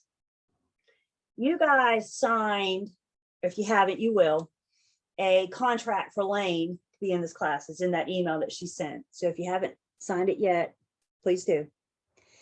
And when you got that email from Lane and you clicked on the contract and she asked you to go through dotloop and she asked you to sign it using electronic signatures. And you guys got to this point where you had to adopt your signature and you all clicked on terms of use and read that very carefully before you e-signed Lane's contract. Yes? God, some of y'all look so guilty. Come on. Do we ever click on that terms of use? No. Should we? Yes. Do you guys know what you were agreeing to when you clicked on that? You agreed to allow Lane to use this as your legally binding signature. So now you can no longer come back and say, "Nuh-uh, that's not how I signed." And that's what we have to have with electronic transactions. Electronic signatures will count as our legally binding signature.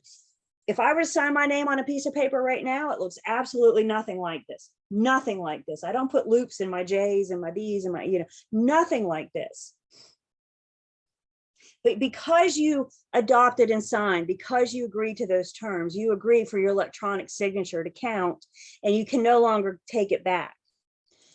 So the rules for electronic signatures, we have something called the North Carolina Uniform Electronic Transactions Act. There's a federal level, that's the Uniform Electronic Transactions Act. So we got a federal and a state level. Both are the same, so there's the good news there. And what these do pertain to electronic records and signatures. This is what allows us to do commerce electronically. Those of you that are active, your firm probably has some kind of dotloop, DocuSign, SkySlopes, the newest one. You guys have some kind of e-program that your firm provides your electronic forms, allows you to fill in the blanks, send it off for signatures. Once you send that off for signatures to your clients, they're agreeing to use those electronic means.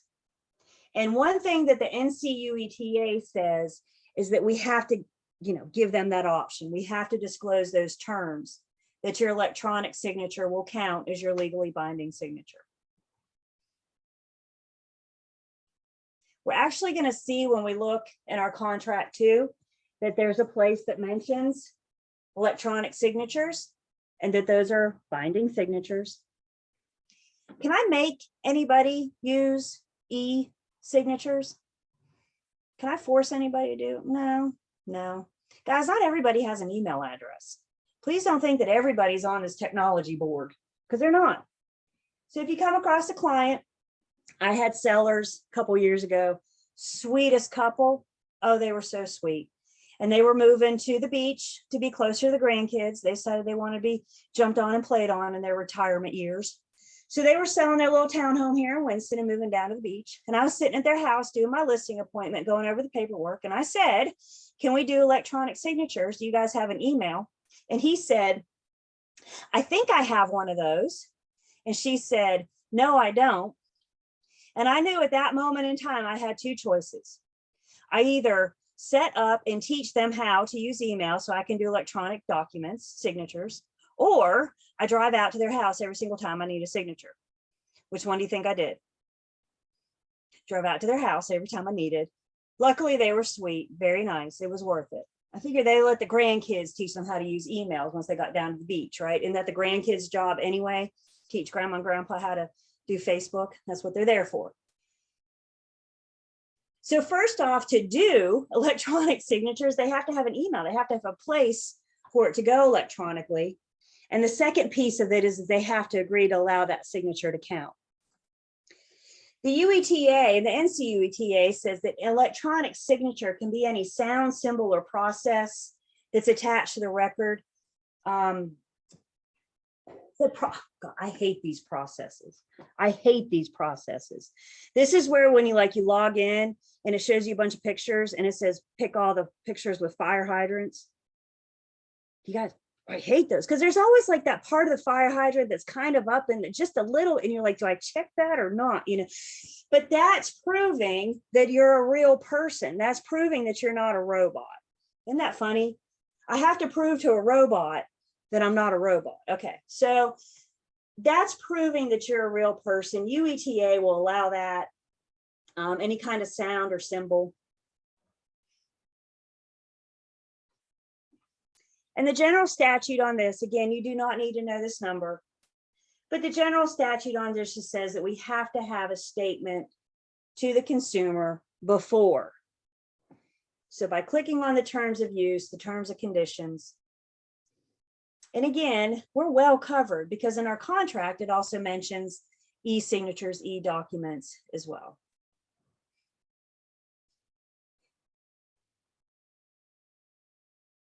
I have been in real estate so long, I remember when we got e-documents and e-signatures. I remember the day that an agent in my office, I was still an admin, and I remember the day that an agent in my office, I was in High Point, and they needed an agency agreement extension. One piece of paper, one signature. And the seller lived in Yadkinville. So from High Point, that would have been what? An hour, give or take, one way, 50 minutes, give or take, one way. Drive the whole way to Yadkinville for one signature and turn around and come back. And the agent said, let's give this E thing a try. And we were all huddled around the computer watching this happen, right? It was very exciting. And he sent it, came back right away, all in the time that he wouldn't have been at the other side of Winston by then.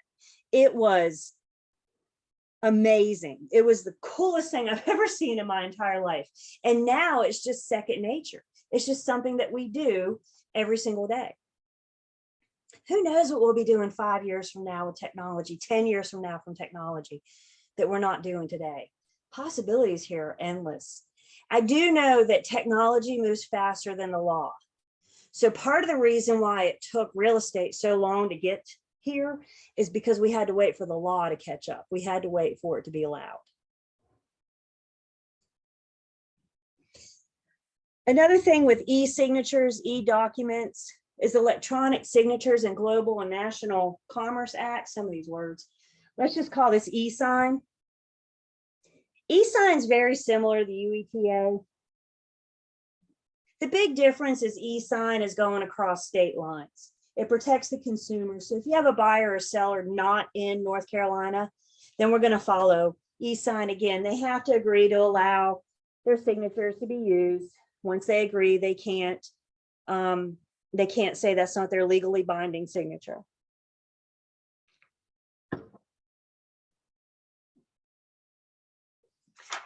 So let's back up just a bit. When we talked about communication of acceptance, snail mail, when we talked about the mailbox rule, we said communication of acceptance is considered happen when the envelope is placed in the federally related mailbox. Things are a little bit different in the e-world. In the e-world, communication of acceptance happens when the email hits the recipient's inbox. Not when I send it and not when you open it, but when you receive it. The date and time that you receive it, that's when communication of acceptance has happened.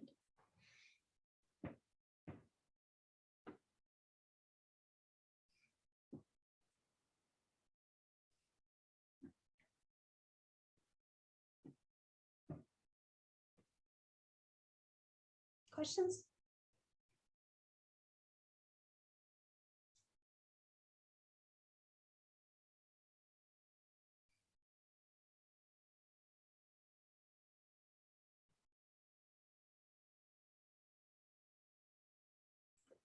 So we talked about the various ways that we can terminate an offer.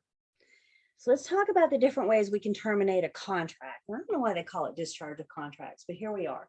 When we talk about discharge of contracts, we're just talking about how contracts end. What I want you guys to get from this screen, I think there's a whole lot more here than what we need. The big picture of this screen is that the parties agreed to enter into the contract.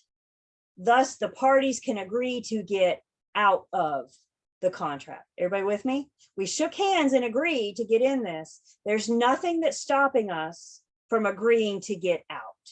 So one way a contract can end is agreement of the parties. We can release each other from our contractual obligations.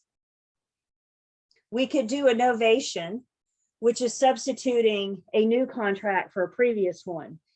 Maybe we've renegotiated terms, or maybe the people have changed. We're going to replace a new contract with an existing one and a novation. We could modify, agree to different terms, accord and satisfaction. Maybe one of the parties can't do exactly how they promise. I can still perform, but not exactly as promised. It's like a mutually agreed compromise. Let's say, for example, in our contract, I leave a specific brand of kitchen appliances. Let's say Whirlpool. I'm going to leave you Whirlpool appliances. And we go under contract and I find out that Whirlpool is on short order and they don't have a dishwasher. We could do accord and satisfaction. I can't get you a Whirlpool, but I can get you a Maytag. I'm still going to get you a dishwasher, but it's not going to be the brand. It's not going to be what I originally promised. And the old school way of releasing each other is actually, before we had this e-world that we're in, is actually taking the contract and taking your pen and across it writing canceled. Boy, nothing cancels a contract better than that, does it? Back in the day before the e-world, that was how we ended. Just write cancel across it.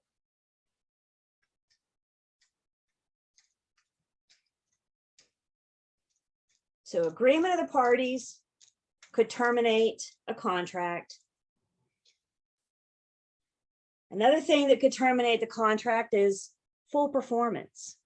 Once the parties do what they've promised to do, the buyer buys and the seller sells, the contract's done.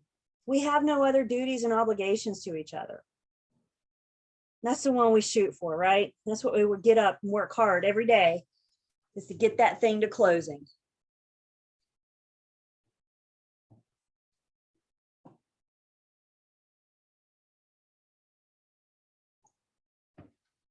If either party breaches, if either party can't do what they promised to do or won't do what they promised to do, that could terminate the contract. The remedies for breach are spelled out in the contract. We will look at those when we look at 2T. Impossibility to perform. If we're under contract to buy my house and my house burns down, I no longer have a product to sell you. I no longer have that, my end of the obligation. It's impossible for me to perform. What if we're under contract and the buyer finds out they're not going to get loan approval? Unless they got a mattress stuffed full of cash somewhere, if they don't have the loan approval, it's going to be impossible for them to perform. And then operation of law. If the judge takes the property for any reason, foreclosure, bankruptcy, condemnation, it's no longer the seller's to sell.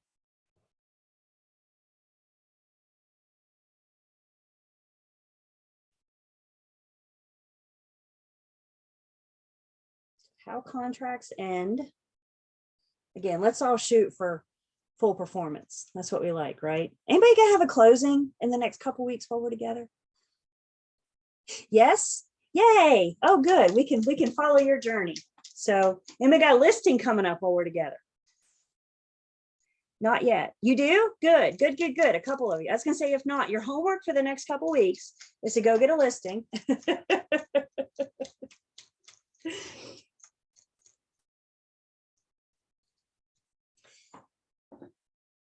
Questions? How we doing? Everybody good? Okay. Let's take our break. Let's take 10. Thank you guys for last time. I like it when we come back on time. So let's do that again. So it's 10 minutes. We'll go 7:25 because that'll probably change in a second. And then we'll keep going.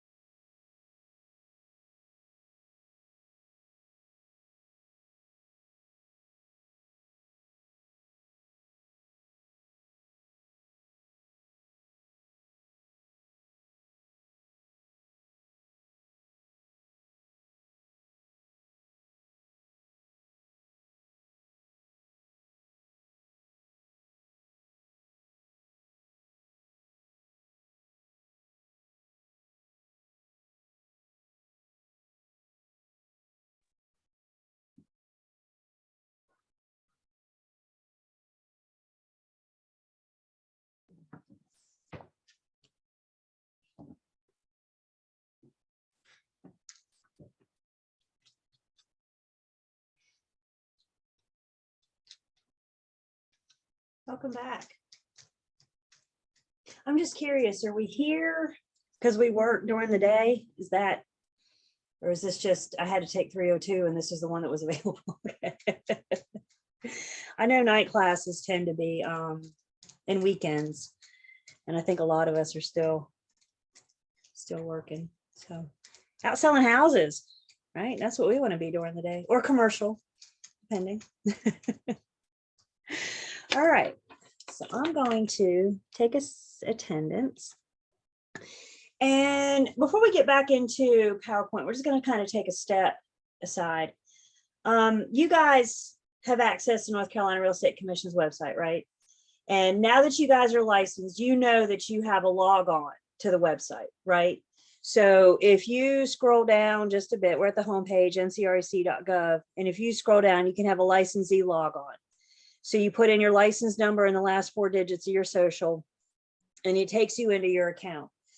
Please make sure after you finish each post licensing class and after you finish every CE class, give it about a week.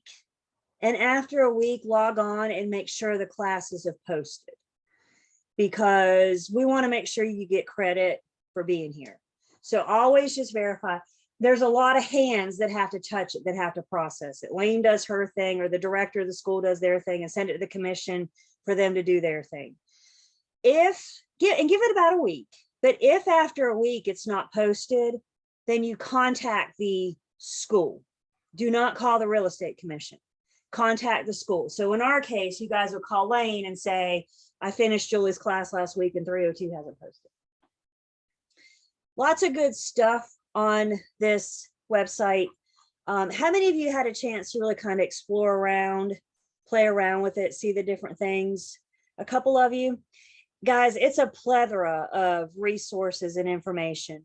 We remember that, and I bet you it'll come up here in just a second.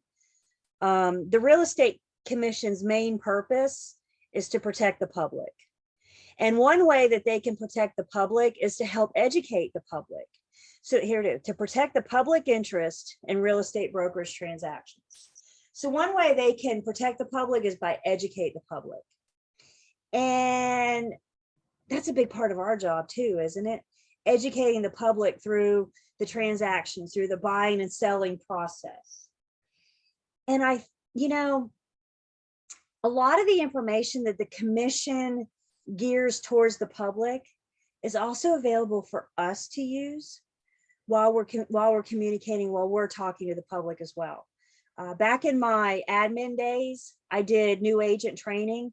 So I got like you guys, as soon as you got licensed and you join a firm. And the number one concern that I heard from my new agents was, I don't know what to say. I'm looking at these buyers and sellers and I'm going, something about working with real estate agent disclosure. And I don't know what to say. And my answer to them was always, let the forms put the words in your mouth. Let the publications by the Real Estate Commission. Why y'all out there trying to recreate the wheel? The information is here and it's available to us. So part of what we like to do in this class is point you in directions that you can go in to get this information, to get this material. So you go to ncrec.gov. You guys see this publications tab up here? Publications.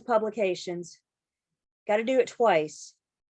But it's of my opinion, this has the most reliable and valuable information. There's disclosure forms, guides, bulletins, previous update topics.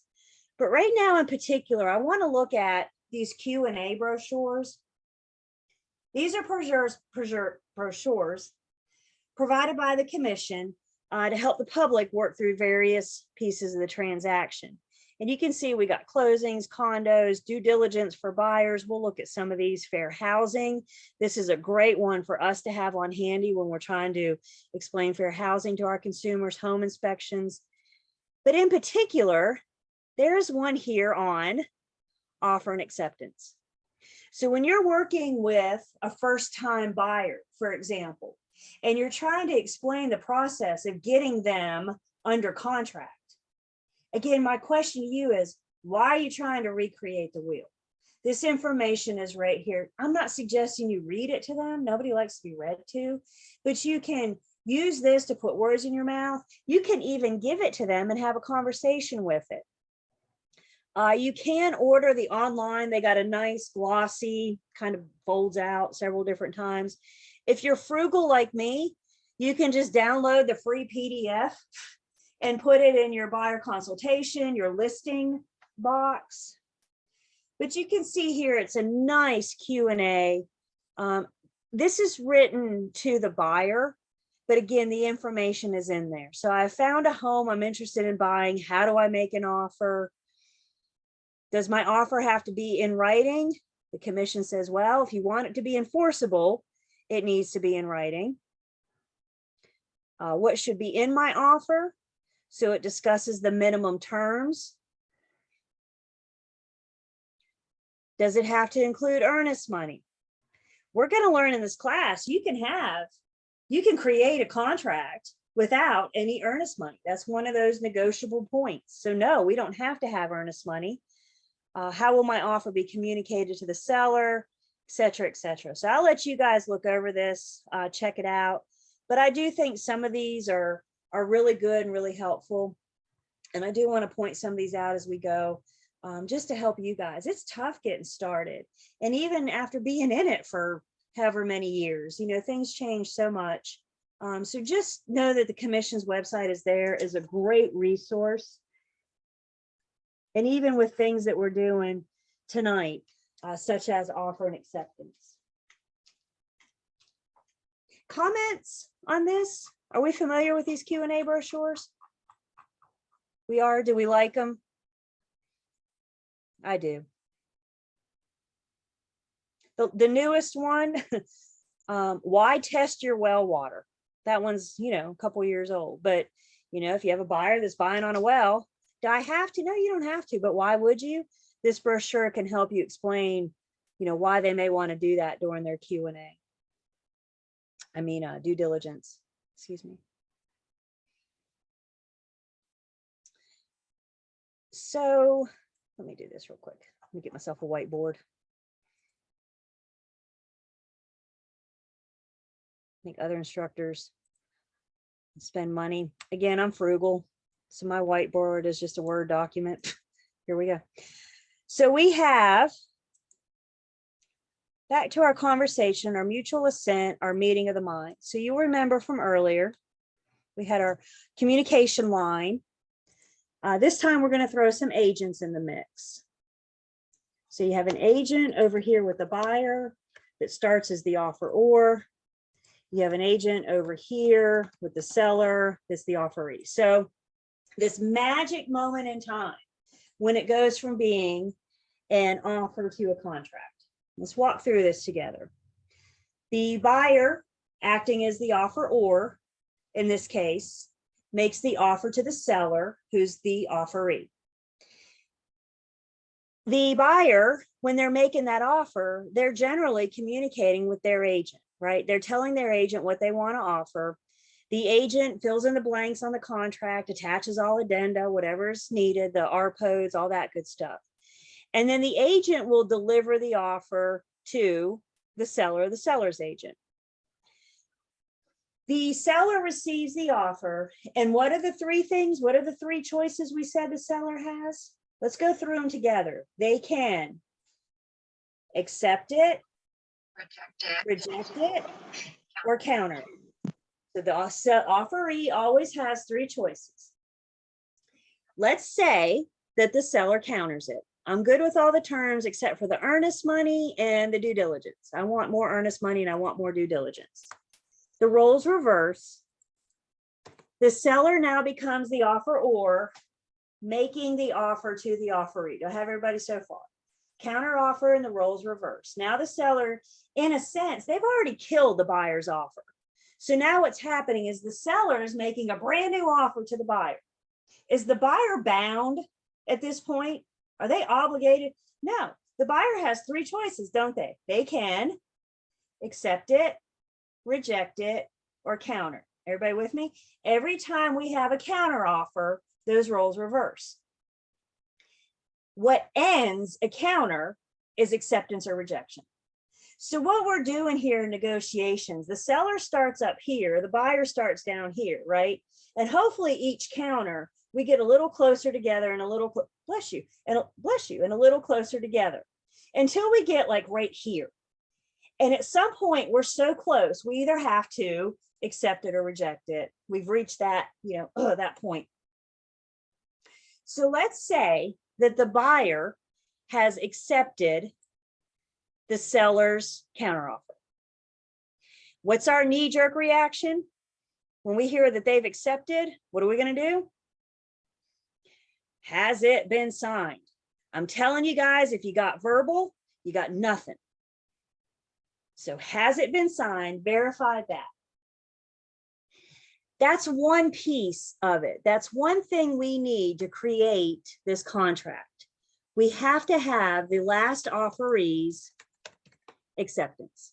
We have to have their signature. That's piece one. The second piece of this, the offeror needs to be notified that their offer has been accepted. The person given the offer has got to be told, I accept your offer. And why we have this line, I call it the communication line, because communication of acceptance must cross the line. So the buyer accepts, they've signed it. The buyer calls their agent and says, I've accepted. When the buyer calls their agent, has communication of acceptance crossed the line? Do we cross the communication line? No. So are we under contract? Not yet. Then the buyer's agent calls the listing agent and says, my guys accept. Now has that communication crossed the line? Did we cross the line from the buyer side to the seller side? At this moment in time, congratulations, we are under contract, because the second piece that I need is that the offeror needs to have, I cannot talk and type at the same time. So let's just pretend everything's spelled right, just in case, okay? So we have to have, the second piece of it is we have to have the offeror receive that communication of acceptance. In other words, the person making the offer has got to be notified, I've accepted your offer. So this magic moment in time when it goes from being an offer to a contract, we get acceptance, and then we get communication of acceptance. When you get this call, let's pretend you're the listing agent, and you get this call from this agent, the buyer's agent calls you and says, my guys have accepted. And of course, you guys all took my class, so now you know to say, but has it been signed? And they say, yeah, sign. I'm on my way to the office right now, and I'll email it to you as soon as I get there. At that moment in time, congratulations, you're under contract. As the listing agent, what's the very next thing you want to do? I mean, do your little woohoo, but after you do your little woohoo, what's the very next thing you want to do? See your mouths move. Yep. Don't you want to call your seller and tell them the good news? Because communicating to the agent is just as good as communicating to the principal. Let me rephrase that, please. Communicating acceptance to the agent is just as good as communicating to the principal. Once you tell me your guys have accepted and I verify that it's been signed, that's it. We're under contract. Now I'm calling the seller, not to make sure this is something they still want, but to let them know they are legally obligated, they are legally bound to sell their house to this buyer under these terms. On your test next week, you're going to have a test question, and the problem's going to be like this long. You're going to look at it and go, oh my God. I want you guys to draw it out. I want you to draw it out, the offer or the offeree. You'll have a couple counter offers, because in the end, you need to know who is the last offeree that accepts it and who's the last offeror that needs that communication of acceptance. You guys will have scratch paper, of course. So I want you to draw it out instead of trying to follow the problem that's this long and has more fluff in there and more information than what you need. The other thing we need to pay attention to, guys, we only need communication to cross the line once. So if I leave you, if I'm the buyer's agent and you're the listing agent, and I leave you a voicemail, and then I follow it up with a text, and then I get back to my office and I email it to you, what put us under contract?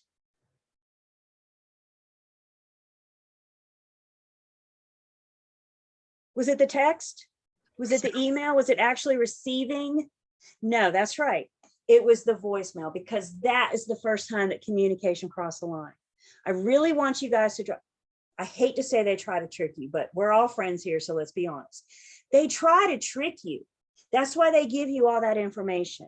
So draw it out, pay attention to when that first time that communication crossed the line, and understand the rest of it is just follow up.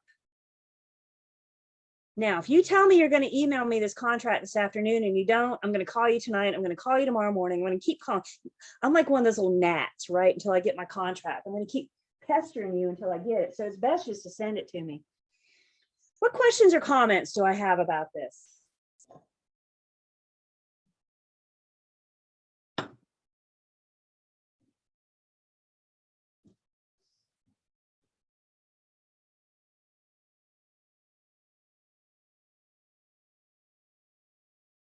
We'll actually get a chance to review this when we get to, we won't do chapter 11 until next week.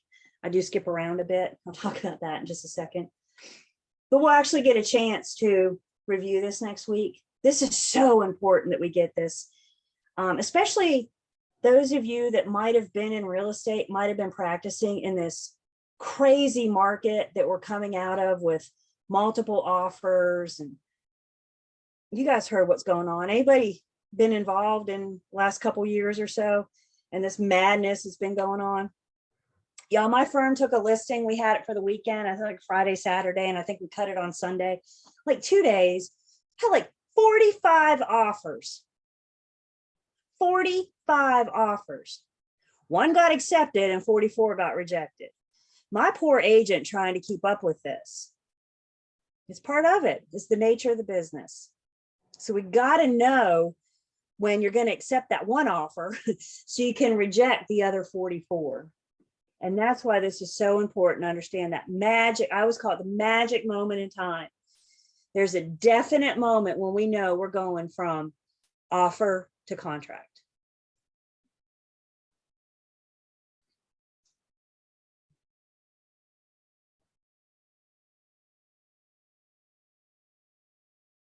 Questions?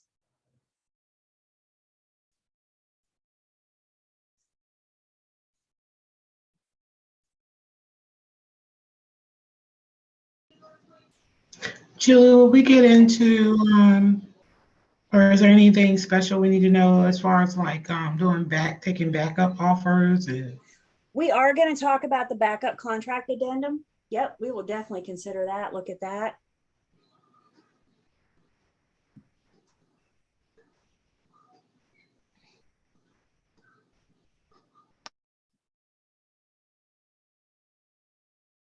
Okay.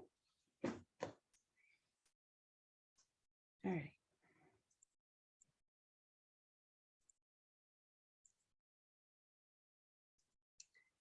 So that takes us back here. And we talked about how contracts end. Continuing on in chapter 10, another thing that we may come across is an assignment. The assignor is the giver of the assignment. The assignee is the person receiving it. Let's keep this simple. In an assignment, all the terms stay the same. The only thing that changes is the name of one of the parties. I think one of the best assignments, one of the best examples of an assignment we have is the agreement that you make with the lender that originates your loan. where are my homeowners on the call? How many homeowners do I have? And presumably, you'll have to answer this, but presumably when we buy a house, most of us have to get a loan. Maybe I don't even know. Maybe you do. Maybe you're a cash buyer. If you're a cash buyer, good for you. But the rest of us have to get a loan. And when I get a loan, I sign a promissory note with the lender. Then we agree to the terms. How long am I going to pay you back? What's my payment, my interest rate, right? All that good stuff. It's not uncommon for your original lender to sell your loan after closing. And when that loan gets sold, that's an assignment, because all the terms of your loan stay the same. Your interest rate stays the same, your payment, how long, when you pay, all that stays the same. The only thing that changes is the name of the lender. And that's what an assignment is. Whether or not a contract allows for an assignment needs to be spelled out in the contract. It needs to say, when we look at 2T, we're going to see that it says it can be assigned with agreement by both parties. So we'll see that again. 2T is in chapter 11, so we won't get to that till next week, but we will get to it.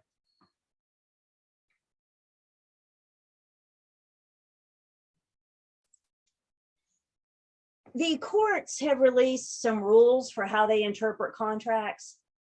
One rule they have is the parole evidence rule. And what the parole evidence rule says that the final written word will prevail over any previous negotiations. In other words, if it doesn't make it to the final contract, then it didn't make the cut. Let's say, for example, you have a listing and your seller tells you that they are willing to leave the refrigerator with an acceptable offer. Refrigerator is personal property, so they can take it with them if they want to. But they tell you, no, we're going to a bigger, better place with a bigger, better refrigerator. So we're willing to leave it with an acceptable offer. We put it in our advertising. We put it in MLS, fridge to remain. Buyers start showing interest. They ask their agent, do I get the fridge? The agent says, yeah, it says right here in MLS, you'll get the fridge with an acceptable offer. Offers made, we're countering, we're negotiating back and forth. The fridge is mentioned a couple more times. Everybody is on board with the seller leaving the fridge. However, the refrigerator never makes it as personal property to the contract. Is the seller contractually obligated to leave the fridge? And the parole evidence rule says no, because the final written word will prevail. Did you lose your fridge, or did you have to? This is for real. I'm telling the story. Yeah, I let them put in an addendum for it or an amendment for it later. So you caught it before it closed? I mean, Yeah. it was a situation similar, like it just everybody was talking about it, and then someone made a mention of it, and I said, well, you didn't put that in the contract, you didn't ask for it, like, and so it was the agent's bad, it was the buyer's agent's bad, Right. And they fixed it when they made the mistake. So good. Could you, guys, I don't know. As an agent, if I'm buying a fridge for somebody, I really want it to be for myself and not for the client, because I forgot to put it in. You guys with me? That's just my personal opinion. But if it's a negotiable point, thank you for sharing that, Katie, because this happens all the time, all the time. Washer, dryer. I think this comes up. Fixtures that the seller plans on taking. You know, we need to make sure that we list those in our contract because of the parole evidence rule. The final written word will prevail.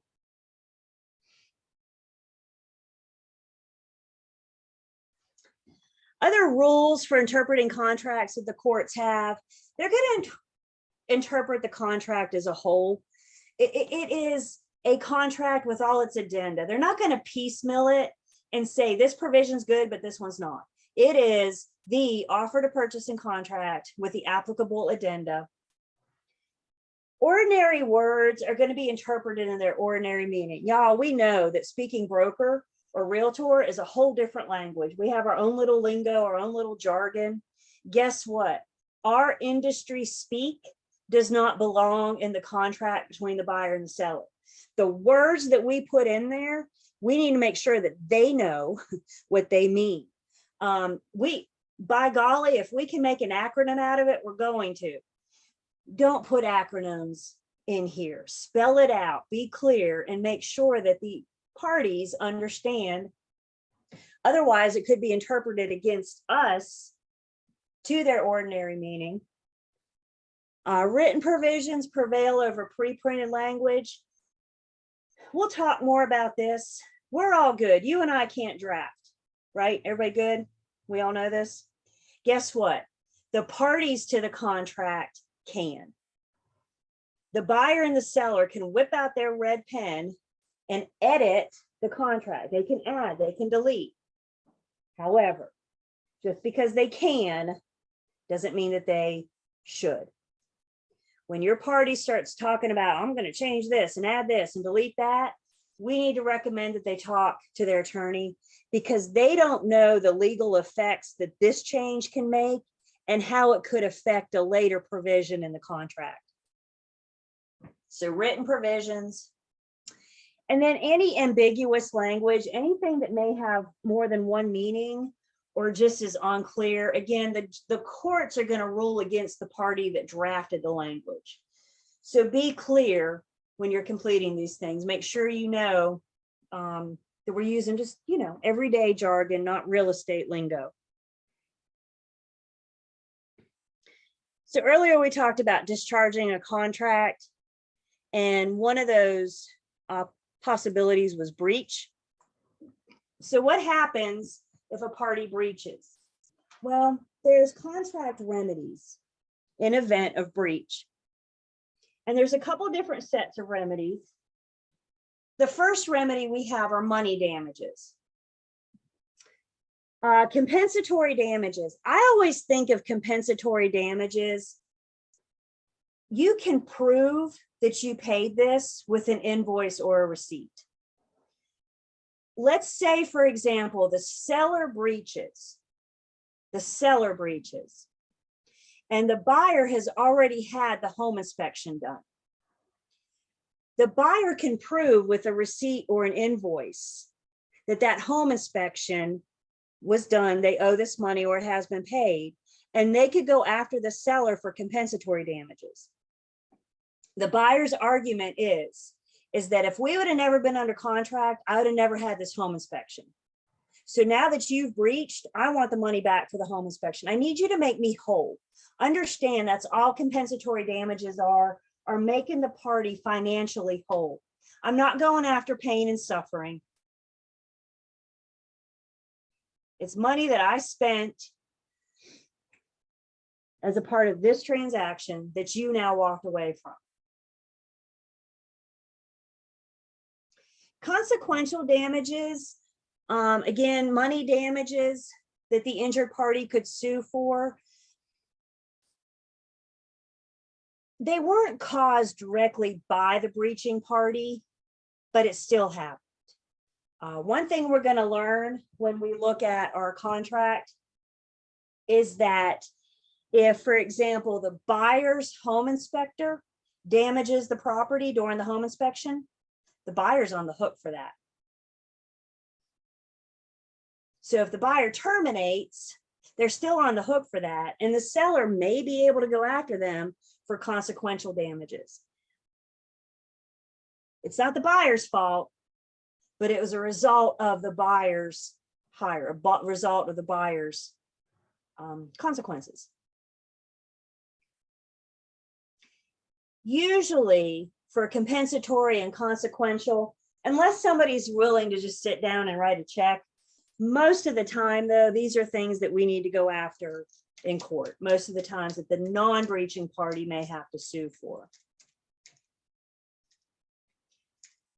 The third remedy we have here is liquidated damages. These are also money damages. And they're damages that the parties agree to at contract formation. When we enter into the contract, we're going to agree on amount. And if I breach, I've already agreed to give you this money. In our contract world, in 2T, liquidated damages are the seller's remedy for the buyer breach. We will learn in chapter 11 that the buyer is not considered in breach until after due diligence. And if the buyer breaches, the seller's going to keep the due diligence fee and the seller's going to get the earnest money deposit. And those two together, our contract tells us, are the seller's liquidated damages in the event of the buyer's breach. Didn't we agree to the due diligence amount when we went under contract? I offered you 500, you counter with 1,000, da, da, da, da, da. Didn't we agree to the due diligence when we went under contract? We agreed to these amounts. The other thing we're going to learn is that the seller's liquidated damages are their sole and exclusive remedy for the buyer's breach. So if the buyer breaches, they terminate after due diligence, but before closing, the seller gets the earnest money and the due diligence, and that's it. Last couple of years, this hasn't been a problem. Sellers are getting like $50,000 in due diligence. Where do people have this money? That's what I want to know. Where they got $50,000 laying around to sell. We're starting to see those amounts come down. And it might be that they become negotiable points again. Listing agents, when you get that offer, you need to make sure that the due diligence and the earnest money is enough for the seller. Let's talk this through. We're after due diligence, but we're before closing. By this point, hasn't the seller presumably had to like find somewhere else to live? Maybe they have an offer on another home. Maybe they've signed a lease. And they need to ask themselves, if I have to cancel that lease or terminate my contract, what's that going to cost me? You guys with me? So listing agents, this is the conversation we have with the sellers. If the buyer never shows up to closing, is this due diligence and earnest money going to be enough for you to terminate or breach whatever you need to? Does that make sense? Again, it's not been an issue the last couple of years. It will be an issue in the next couple of years. I remember the last buyer's market. I mean, we were seeing like $50 for due diligence. That's just laughable, you know, $75 for earnest money. That's just laughable. Listing agents, sellers, we need to make sure that our sellers understand what those monies are and that that is their liquidated damages.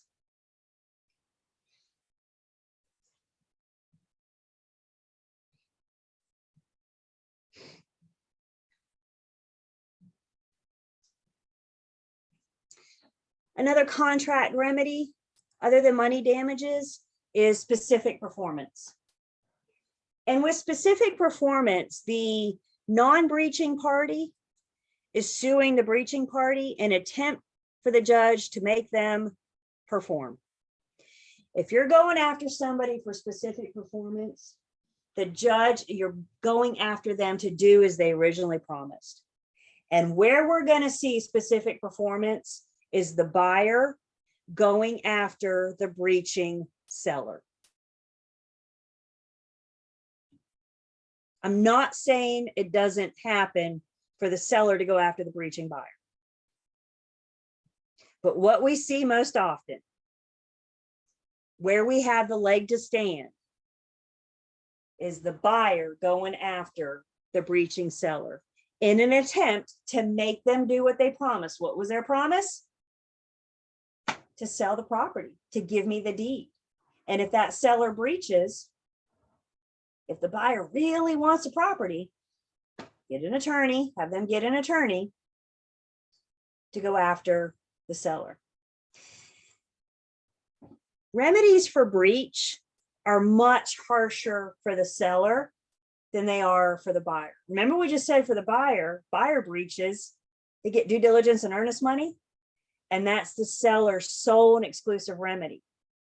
If the seller breaches, the buyer can go after them for compensatory damages, what was the other one? Consequential damages, specific performance. They can sue the pants off the seller.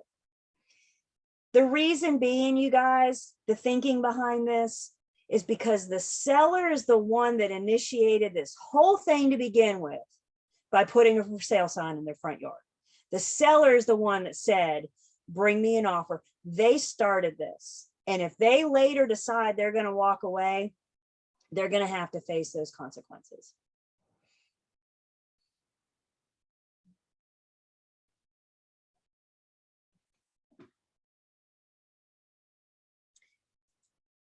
The other contract remedy we have is a rescission. You can rescind your contract. If you rescind it, you take it back, you take your contract back. If you put down any deposits, you'll get your money back.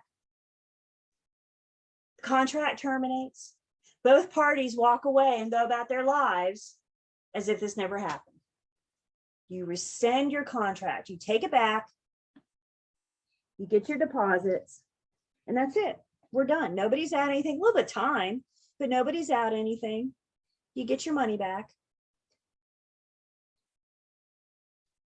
I'm going to test your memory at 8 o'clock at night. Y'all ready for me? Who remembers how many days the buyer has to rescind their contract for a timeshare? 5. 5, yes. Remember old trick, 5, 5, 5, 10? The buyer has 5 days to rescind their contract with a timeshare, which means we go under contract with the timeshare. The buyer has 5 days where they can take their contract back. If they put down any deposits, they'll get their money back. All right, that was the easy one. Who remembers how many days the buyer has to rescind their contract for a new construction condominium? John was ready for me. 7 days, that's right, 7 days. So the buyer has 5 days to rescind for a timeshare and 7 days to rescind for a new construction condominium.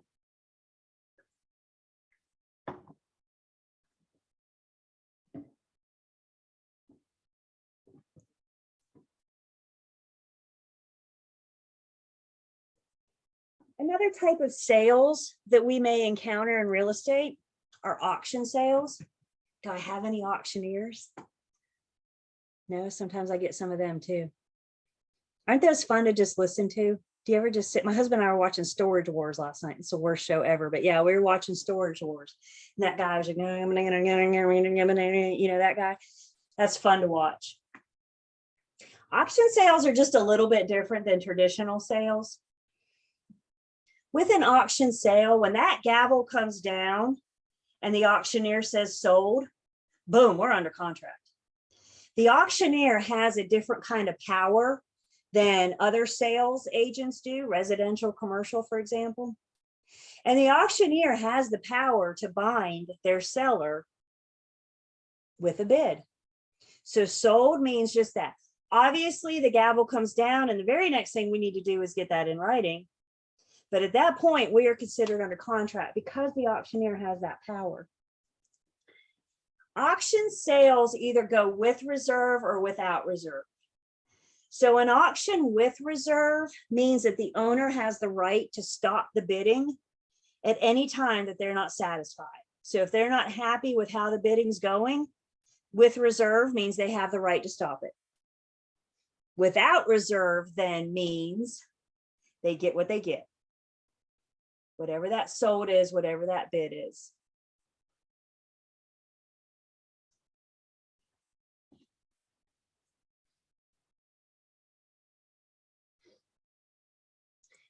The auctioneer is going to be an agent of the seller. They represent the seller. They have the authority to bind. The auctioneer needs an auctioneer's license. It's a different school with a different license, but they also need a North Carolina real estate license. The auctioneer may or may not be the crier. The crier is the one that goes, you know, that guy. or girl. They may not be the crier, so the crier doesn't need a real estate license, but the person acting as the auctioneer, and it might be one and the same, but the person acting as the auctioneer will need both. Has anybody ever been to a real estate auction? Karen has. I think I keep saying I want to go. I just need to go. Just kind of hang out in the backyard and see it from afar. Is it as interesting as I think it is, Karen? Is it? Not really. A lot of them are No. rigged. Oh, really? Oh, that's not fun. Am I better off just watching Storage Wars on my couch? Okay. That's all right too. Questions about our auctions?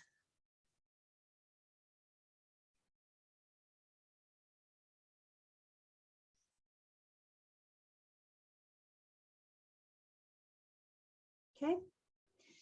Is this what I want us to do? If you guys don't have any questions for me, I got some questions for you. So I want you guys to set your chat to just me. Go ahead and change your chat to just me. The reason I asked for you guys to private chat, I'm going to put a question up and I'm going to tell you, I'm going to ask you A, B, C, or D. So I want you to respond just me. First off, I don't want anybody to be worried about getting it wrong. So your answer is just between me and you. But second off, I know some of you will sit there and see what everybody else is saying and be like, oh yeah, my answer is C too. And that's not how we learn. So I want everybody to give their own answer, A, B, C, or D. Does everybody have that chat set? Everybody ready? All right, tell me in a private chat, A, B, C, or D.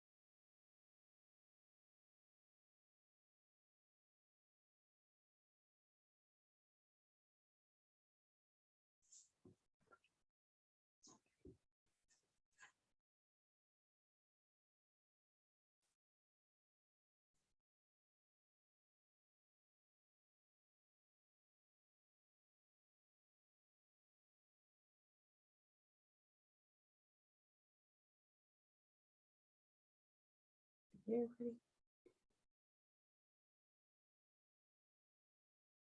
I'm trying to count as you come in so I can make sure I hear from everybody. Is that it? Okay. I think that's good. Okay. Before we give you the answer, I'm going to leave you on the edge of your seat for just a second. Let's first talk about reading some of these test questions. I know for some of you, I know you've gotten through post-licensing. I know, pre-licensing, that's part of the challenge, isn't it? You got to know the material, but you got to know how to read the dang question too. So when you guys see a test question, the very first thing I want you to do is just read the question. Just read the question. We get so excited and we just want to put something, just read.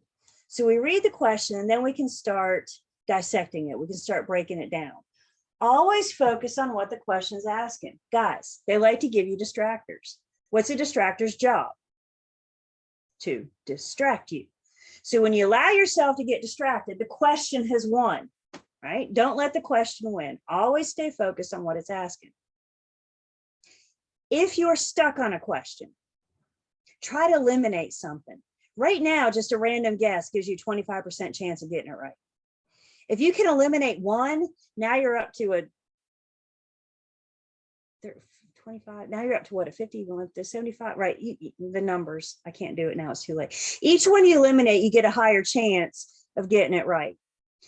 Another thing to consider, if you're really, really stuck on a question, go through and treat each answer independently. So go through and ask yourself, is A true or false? Is B true or false? Is C true or false? And is D true or false?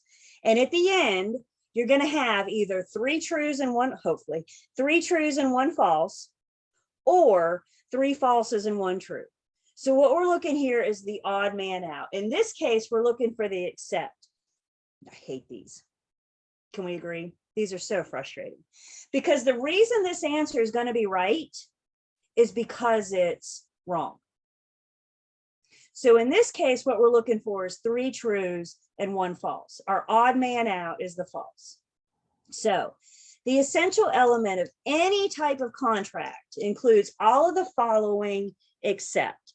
And we're going to go through and we're going to determine that A, C, and D are true.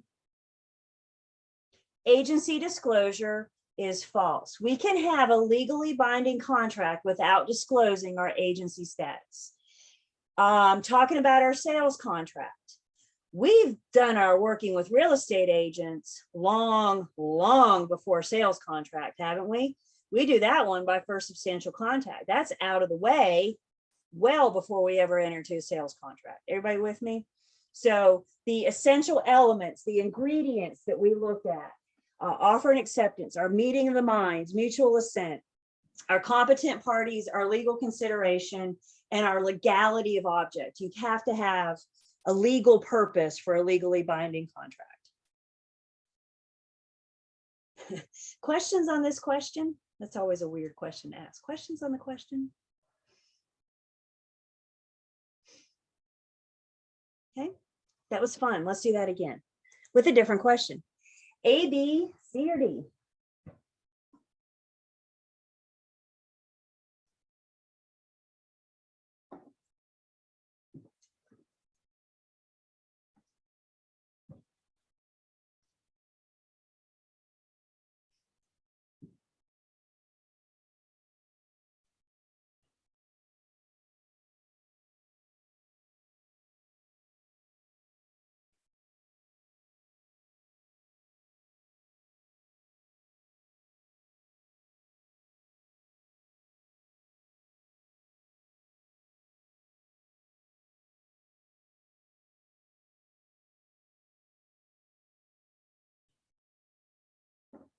Get everybody?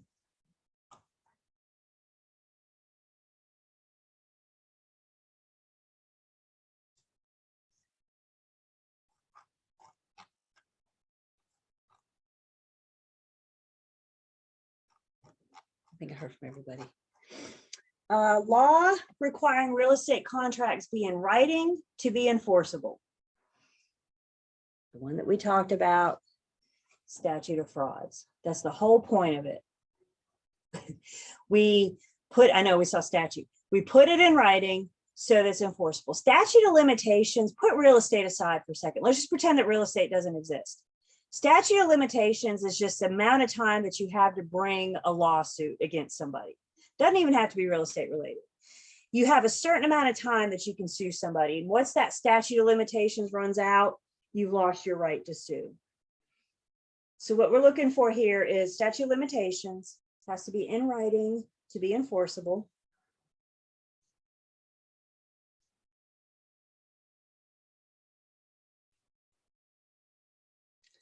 Here's another one.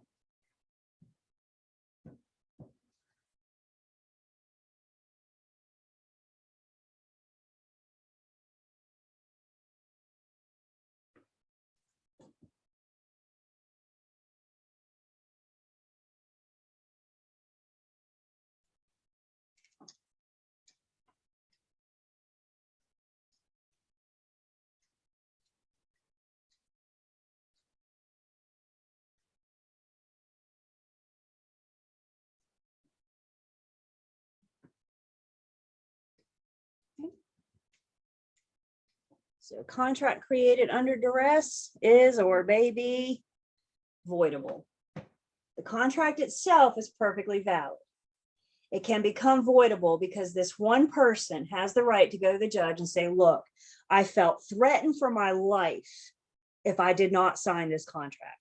Now, obviously, it's more complicated than that, right? Because the judge may ask for proof, you know, like, I mean, it gets deeper, which is why we get attorneys. You and I can't get involved in that.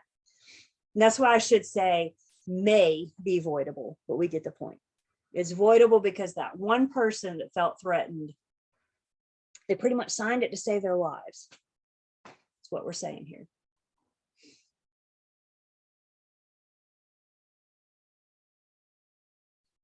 Here's another one of those, except Does your eye twitch a little bit when you see these?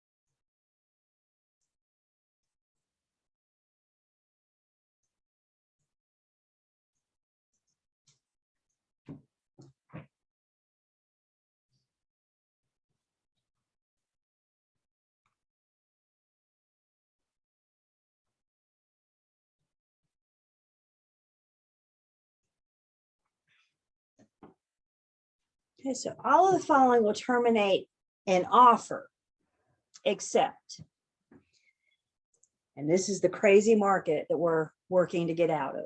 This would be a multiple offer situation. You have an offer for one party, somebody else makes an offer, 43 other people make an offer, that offer still. So multiple offer situations. Questions on this one?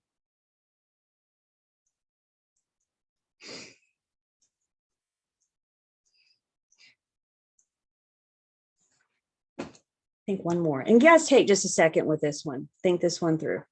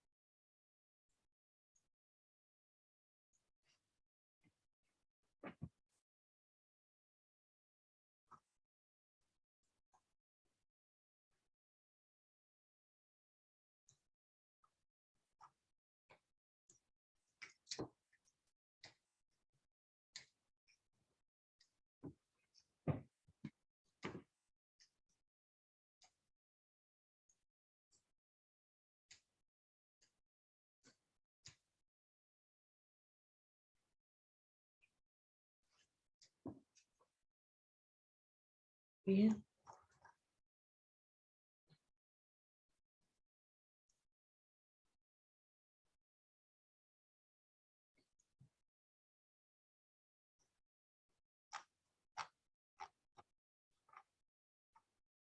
Get everybody?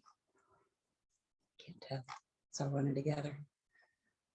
Okay, so a real estate sales contract becomes valid when, oh, I just gave you the answer. I didn't mean to hit the button. I was going to talk to you and have a conversation about it. Communication acceptance given to the offeror. Okay. A is close. It's step 1 of 2, but you're not there yet. I must have 2 things. We have to have everybody sign it, and the communication of acceptance has to go back. It's got to cross the line and be given to the person making the offer. So we have 2 things. The last offeree signs, and then communication of acceptance by the offeror.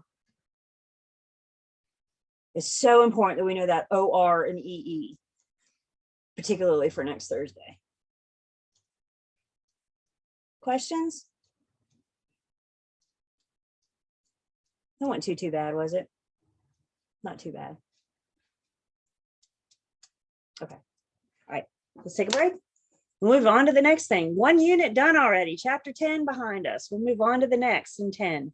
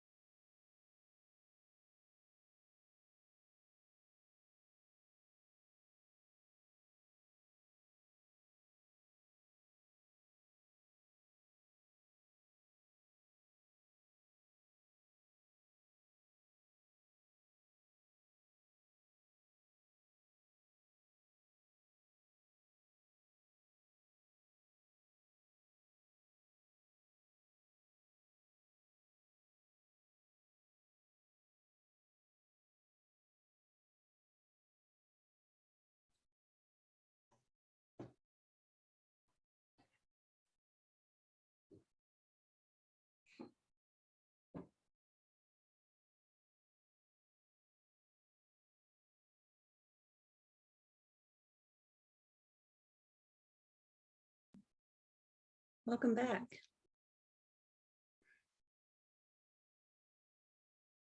How we doing? It's 8:30. I feel I need to check in more with my night classes than I do my my day classes. There's a fun because you need, like a little bit of caffeine to get you through, but you don't want to get it jacked up on caffeine and not sleep tonight. You just got to find that balance, that right combination.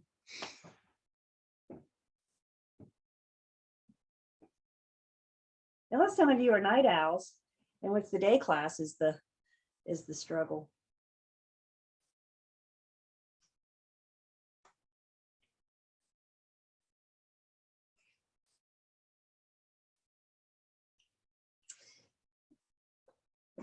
So let's see, I'm going to go ahead. We mentioned Learn, Test, Pass when class began today. So again, if you guys, that email from Lane kind of walks you through getting set up. If you guys will do that, because there is some good stuff in Learn, Test, Pass. And just to kind of show you a few things real quick, each section has, and I think this is the best part right here, each section has additional questions. So you can go through and answer, again, it's all about preparing for that test next week. So we've already completed section 1. So you guys, could go through and test your knowledge. And what I like so much about Learn, Test, Pass, you read the question and you answer, and I didn't read it, so I'm not going to say if it's right or wrong. I just took a guess. And oh no, I got it wrong. Right or wrong, it tells you why. And to me, in Learn, Test, Pass, that is the most helpful part, because it gives an explanation. I mean, you guys remember that pre-licensing textbook and it just told you it was wrong and good luck trying to find it on page, whatever. So now I like this for Learn, Test, Pass. So again, if you haven't gotten this set up yet, please try to do so soon so we can get you in here and working. This class, 302, I'm a little bit of a rebel, I'm not going to lie. I don't go in order of the class. So we're going to skip around a bit. Rest assured, I will cover everything, but I'm going to skip around. And the reason being is because I want to go ahead and start talking about our settlement statement, because that's the math. And I want you guys to have as much time to master this math. I think if I were to go according to the order, we would be doing this like next Tuesday or Wednesday night, which gives you very little time to do practice. So I am going to skip around. I'm going to tell you where I am. I'm going to tell you where we're going. And like I said, we will get through it, I promise. We're looking at doing the math tomorrow, which means that'll give us most of, over a week for you guys to practice it. With the math, I cannot give you a homework assignment because, as you guys all read the contract from Lane, there is no required homework assignments in this class. What I am going to give you, though, is a homework recommendation. So we'll be able to go over it tomorrow. I'll give you a problem for homework recommendation. We'll talk about it next week, but that'll give you time to get through it and master it to get ready for the test on Thursday. Fair enough? Everybody on board? The reason behind my madness?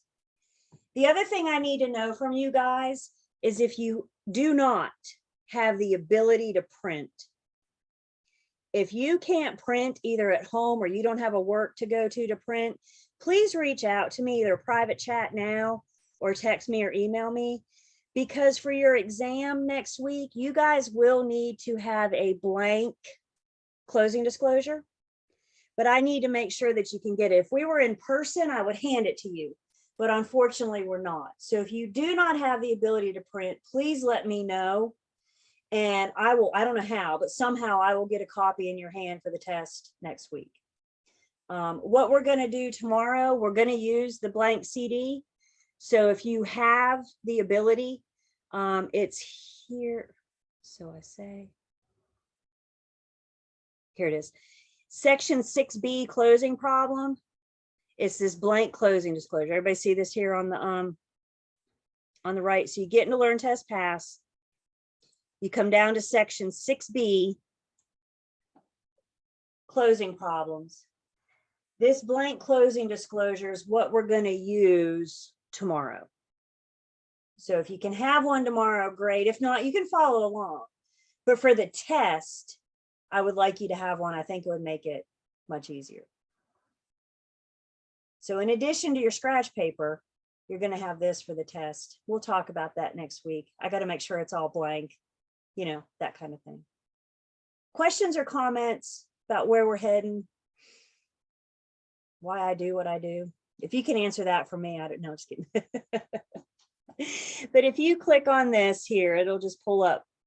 And again, we're going to start it tonight, but we probably won't actually pick up a calculator until tomorrow. So with that being said, we are moving ahead here to section 6, and we're going to kind of jump in the middle of the section here. We'll come back and pick the rest of it up. So we're going to skip ahead in our book. We're going to go to chapter 14. And specifically, we're going to skip ahead even a little bit further. And in chapter 14 right now, we're going to start on page 480. For my digital people in chapter 14, we're starting under the TILA RESPA integrated disclosure. In other words, we're going to start with talking about TRID, and that's going to lead us into our settlement statement.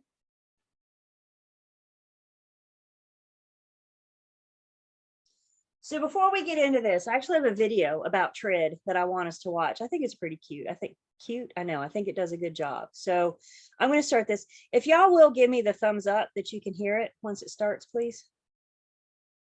October 3rd, 2015.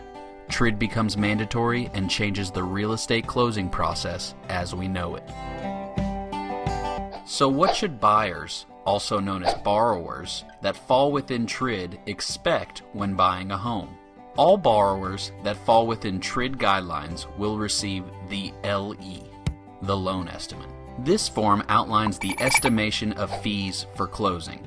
Lenders are required to give accurate fees, and this form must be provided to borrowers within 3 days of applying for a loan.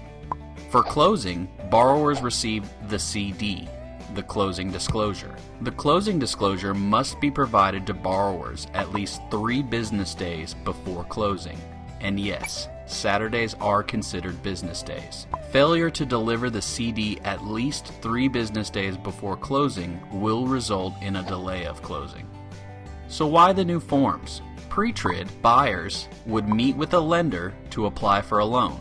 The lender would ask, "So if you had your dream job, how much would you make?" Or, "Mr. and Mrs. Borrower, just breathe into this mirror for me. Have you seen the movie The Big Short?" Now, to be fair, not all lenders were doing shady deals. There were and still are plenty of great mortgage providers to work with. But that is a conversation for another day. Out of the 2008 mortgage crisis, the President signed the Dodd-Frank Act into federal law on July 21st, 2010. And on July 21st, 2011, the CFPB was formed, the Consumer Financial Protection Bureau. The CFPB is an independent agency of the United States government responsible for consumer protection in the financial sector.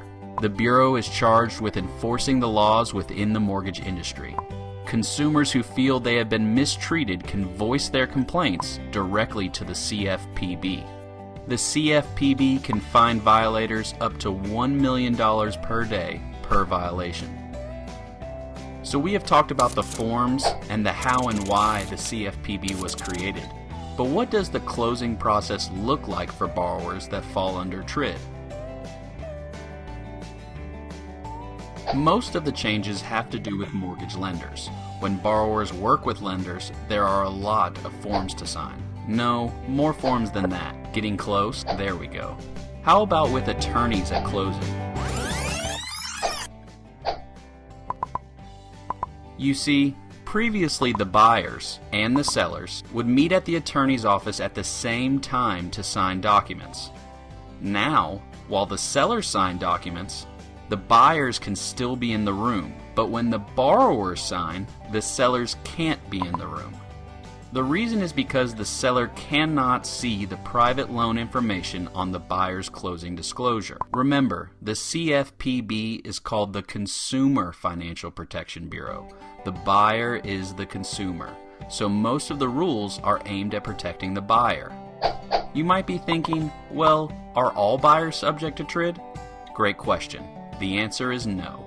Here are the types of borrowers that are not subject to TRID. Borrowers seeking a home equity line of credit, also known as HELOCs, those looking to obtain a reverse mortgage, those obtaining a mortgage secured by a mobile home or dwelling not attached to land, borrowers who are seeking a no-interest second mortgage made for down payment assistance, energy efficiency, or foreclosure avoidance, and the last but certainly not the least, those getting a loan from a creditor who makes 5 or fewer mortgages in a single year.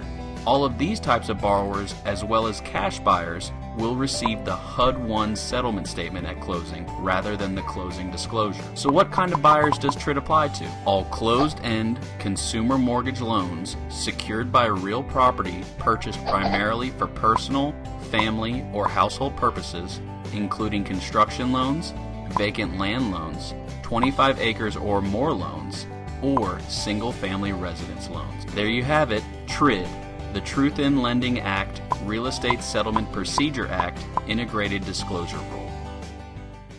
Thanks for watching. For more great free resources, check out our YouTube page and Facebook page.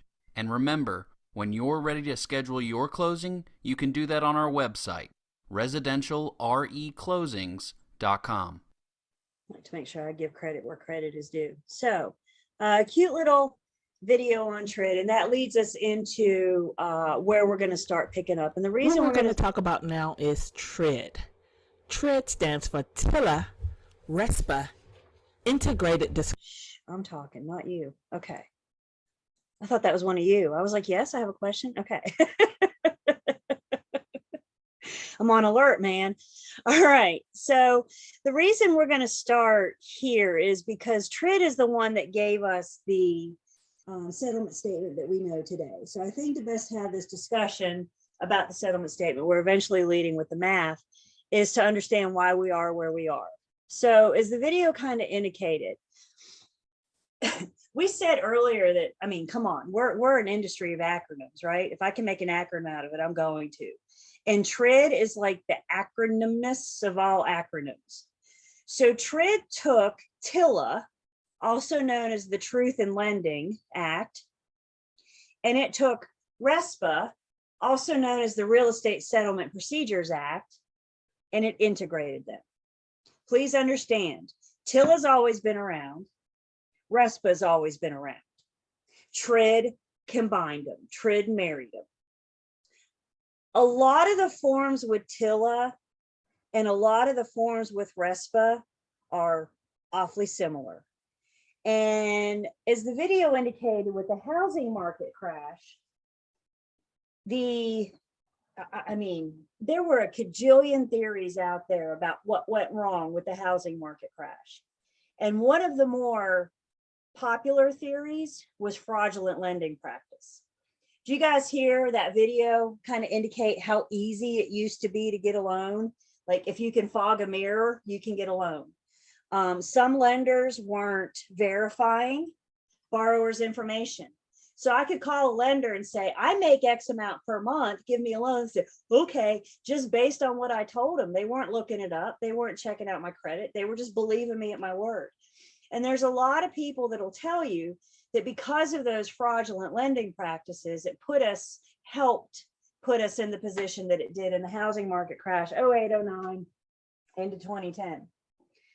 So what TRID did was step in and integrate the forms to try to eliminate confusion.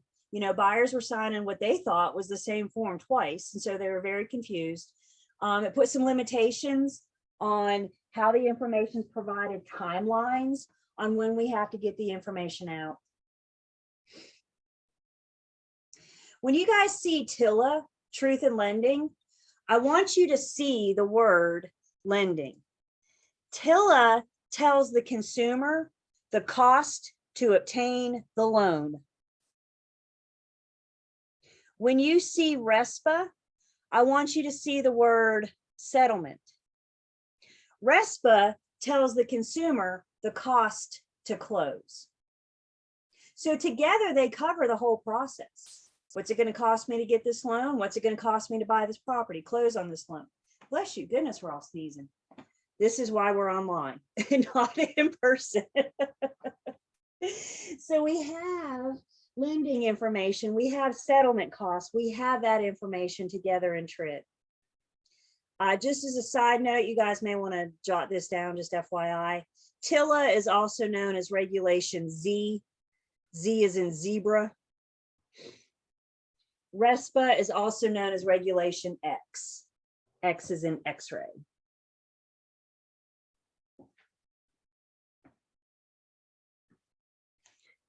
So that's what we're dealing with today is TRID.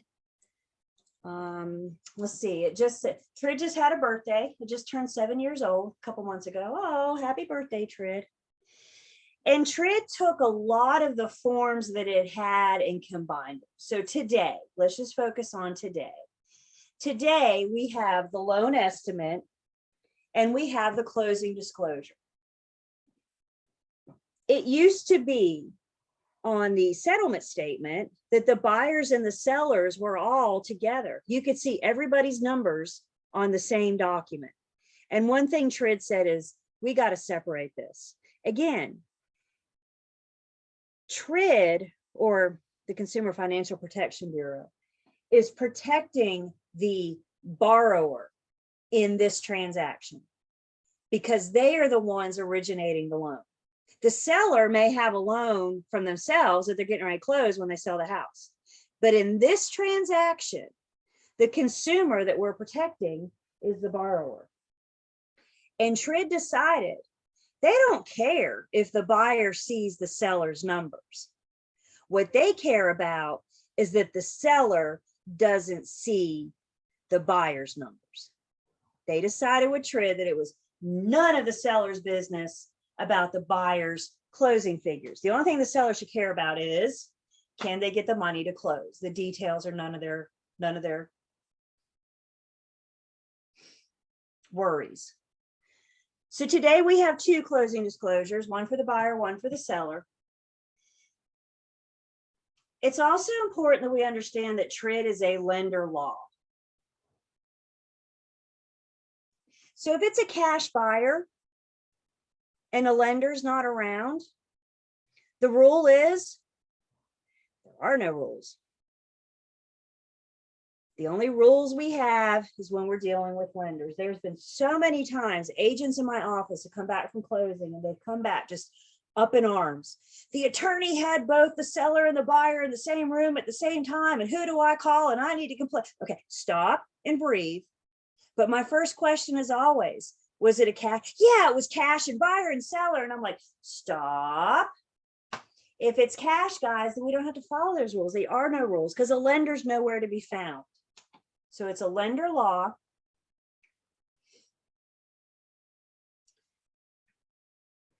One thing that we have, as we've discussed, that TRID gives us is the loan estimate.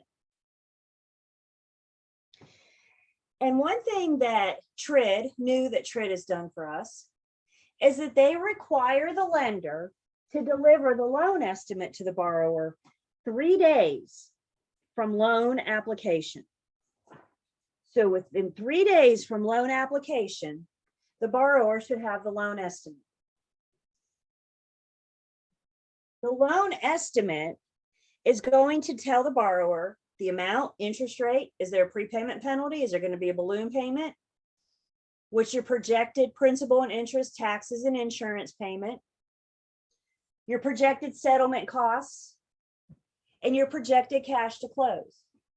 Guys, please keep in mind, this is an estimate. We've been 3 days within loan application. This isn't an end all be all. This isn't the final numbers. This is an estimate. But there are some lender rules that they have to follow when giving these estimates. Understanding that these numbers can change, some can change more so than others.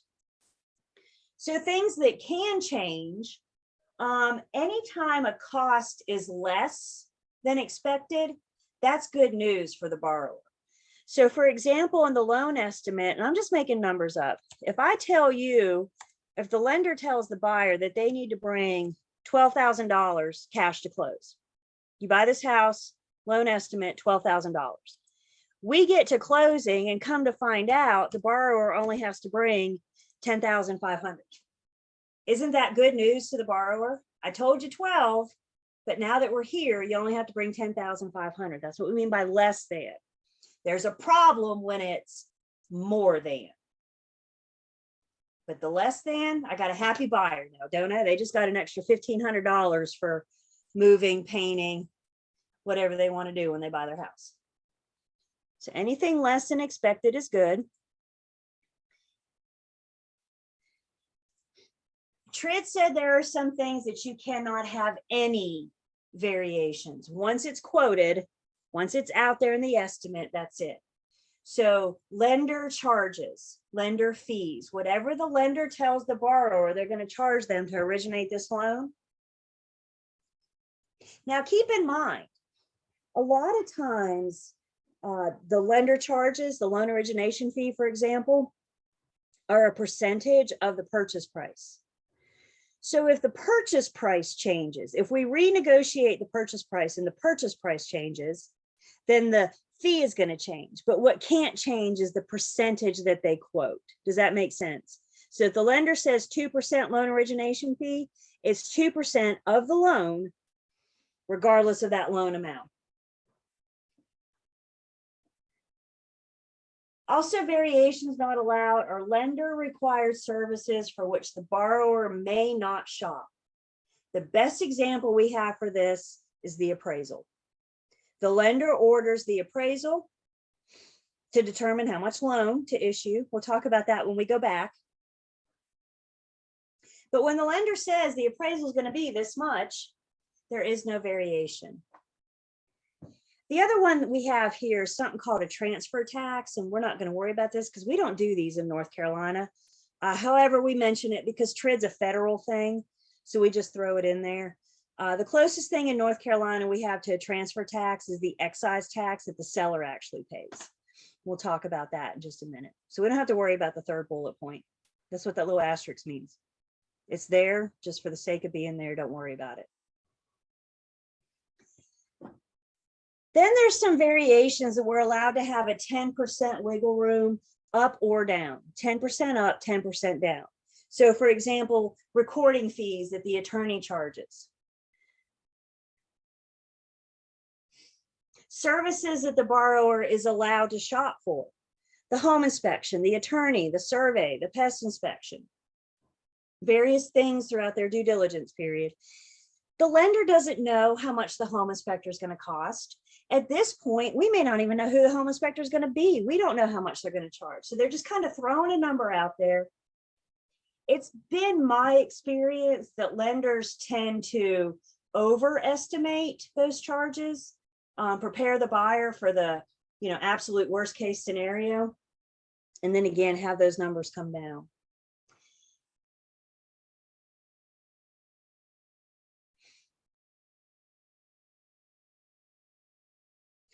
So when it comes to the loan estimate, you and I as brokers, we're probably never going to see this loan estimate. This is between the borrower and the lender.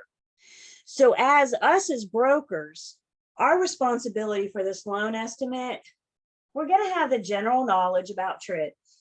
When we go under contract and we get the lender everything that they need to complete what's known as the loan application, and again, we will talk about that, we need to make sure that we have a conversation with our buyers to make sure that they get what the lender needs. Let's all understand the lender's process is they do A, they do B, they do C, they do D, and they can't go on to B until A is complete.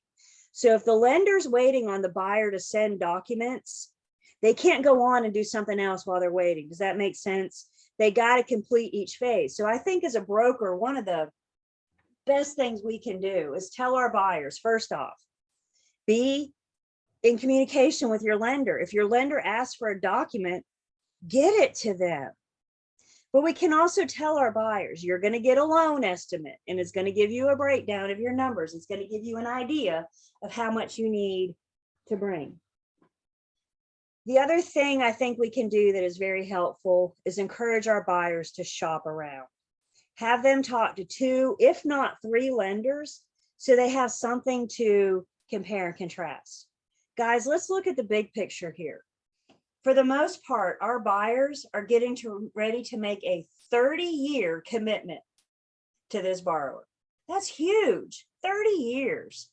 Don't they have the right to know that they got the best interest rate, that they got the best deal for their finances?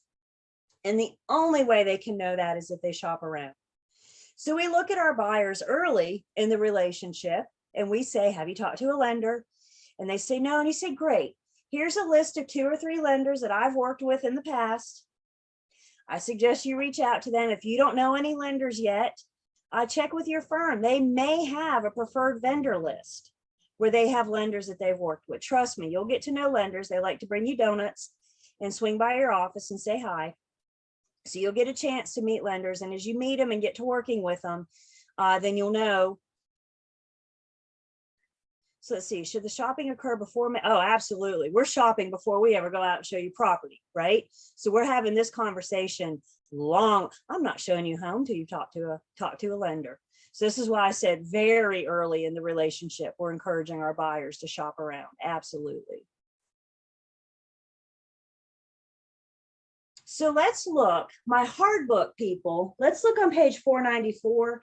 My digital people, I don't know exactly where it is. I wonder if we can't find it real quick. Maybe we can look at it together. I keep forgetting I got my digital manual up too. So we're in 14 and we're scrolling.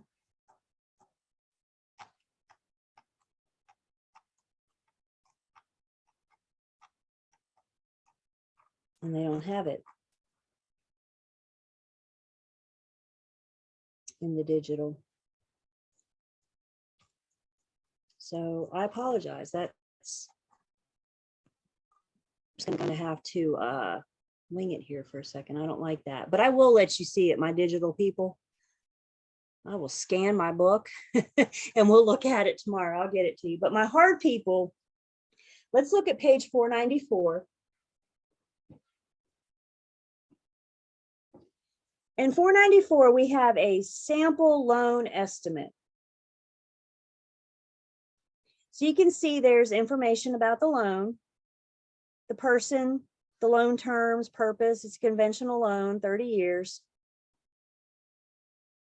And then you come down and you got the loan terms.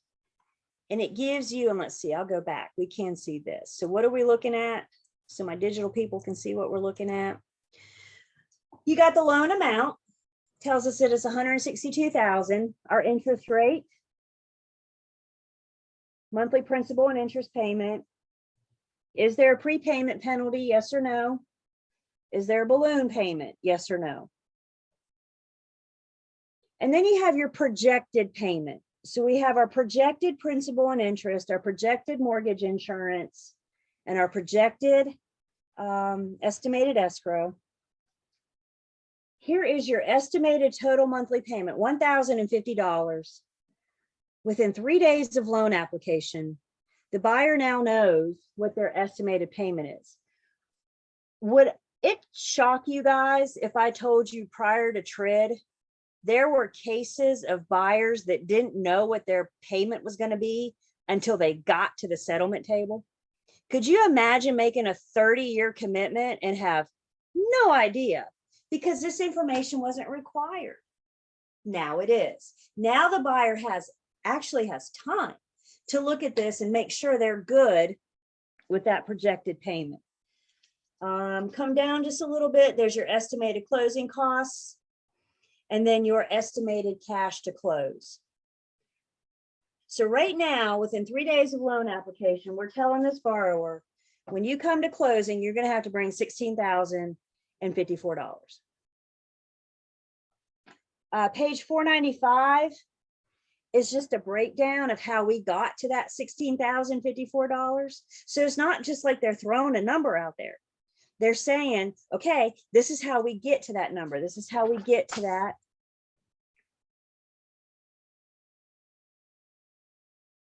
So the loan estimate, 3 days within loan application. Now let's fast forward. And now we're at or closer to closing. So as we mentioned earlier, there's actually 2 closing disclosures, one for the borrower and one for the seller. We got to keep them separate now. We keep buyers and sellers don't go in the room together.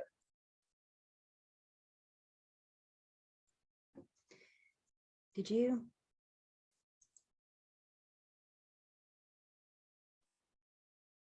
Is that what you just sent me?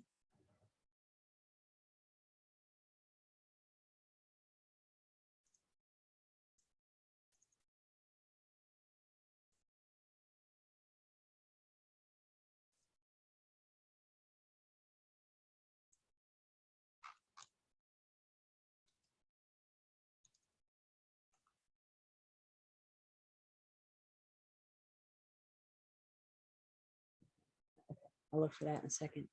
I don't know where it went. Okay, so the closing disclosure, again, we got 2 CDs now, one for the buyer, one for the seller. Again, TRID's all about protecting the consumer. And in this transaction, the consumer is the buyer. So again, we don't care if the buyer sees the seller's numbers.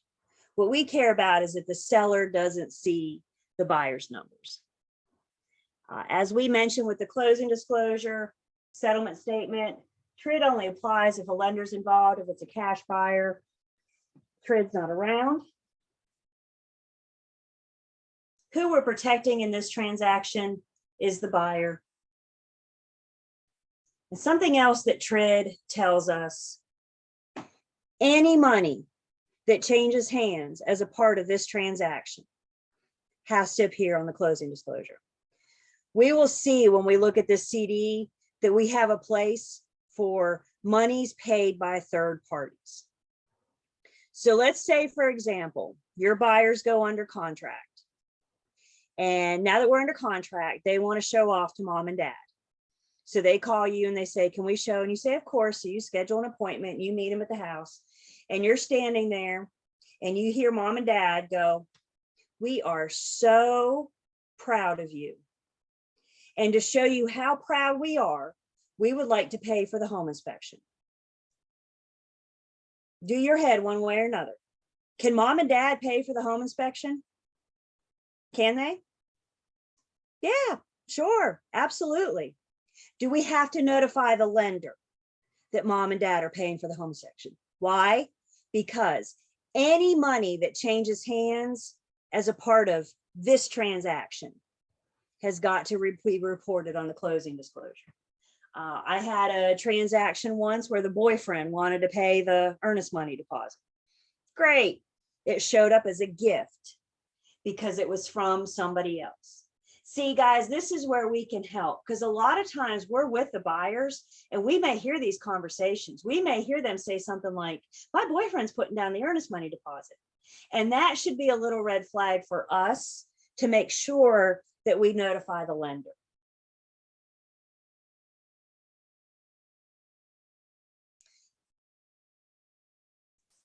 TRID requires the lender to deliver the closing disclosure to the borrower no less than 3 days prior to settlement. Now we're going to define days in just a minute. Just bear with me, please. So we will talk about what a day is. The borrower has to deliver the CD. I'm sorry, the lender has to deliver the CD to the borrower no less than 3 days prior to settlement. That's a direct communication between lender and borrower. You and I cannot get involved. So in other words, the lender's not going to send it to you and say, forward this on to your borrower. The lender has to be able to confirm receipt. They have to be able to verify that the borrower received it no less than 3 days. If the CD is personally delivered, we got 3 days. If it's not personally delivered, then we're looking at 6 days. Now, here's the deal. I've never had to wait 6 days for this thing to close. Most lenders, I think we have some kind of software where they send you an email that requires you to log on to their system. And then when you view it, they get a timestamp. Does that make sense? It's like when you log on to your health, you know, your Wake Forest or Novant or whoever you're with. I get an email that says you have a message, and then I have to go log into the account.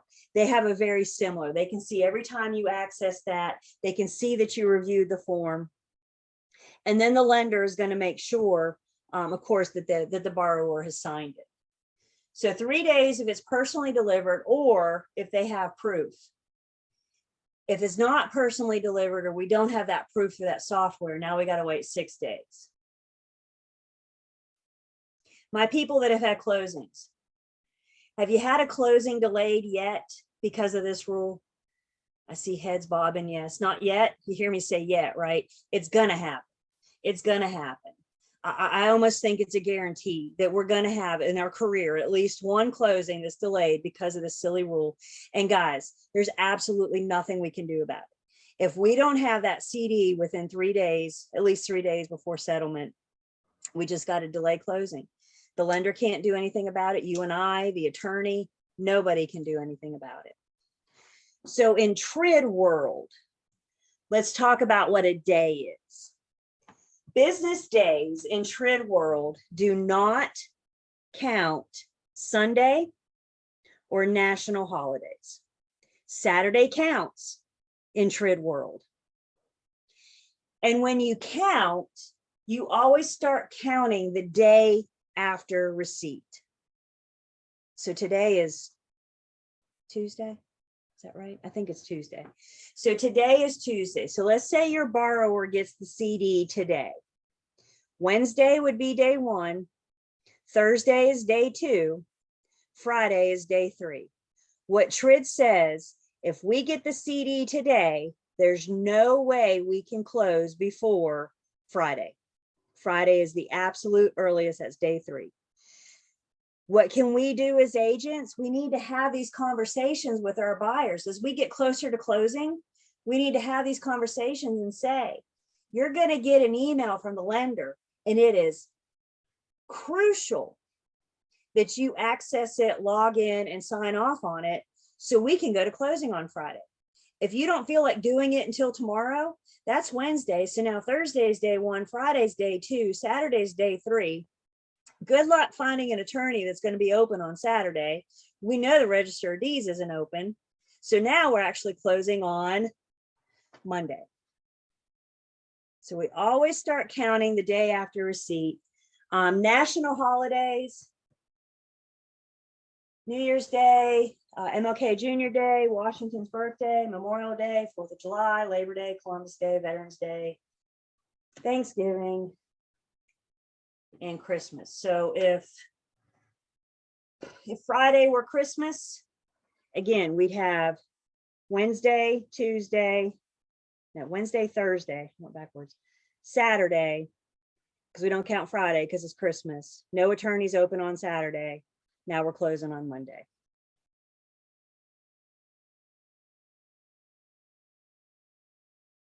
The reason for this 3-day rule, again, we're protecting the consumer. TRID wants to make sure that the buyer has time to look at their closing disclosure. Again, you guys, before TRID, buyers sometimes weren't seeing these numbers until they sat down at the attorney's tables. I remember stories of agents following their buyers to the bank after closing to get their cashier's check so they could get it back to the attorney's office so we could record because they had no idea. Is that scary? That's like terrifying to me that that used to be a thing. Thank goodness we are where we are today.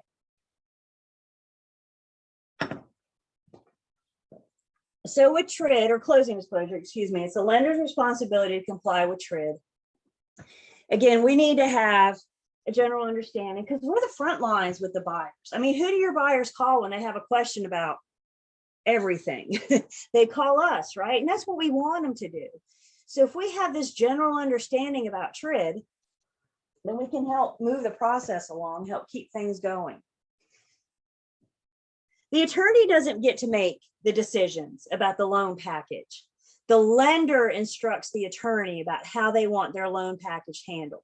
The lender decides to issue to closing disclosure. The attorney follows suit. And as we said with the closing disclosure, the delivery is to the actual borrower. They cannot send you the CD and say, forward this on to your buyer. It's direct communication. This is one place that we cannot get involved in that communication.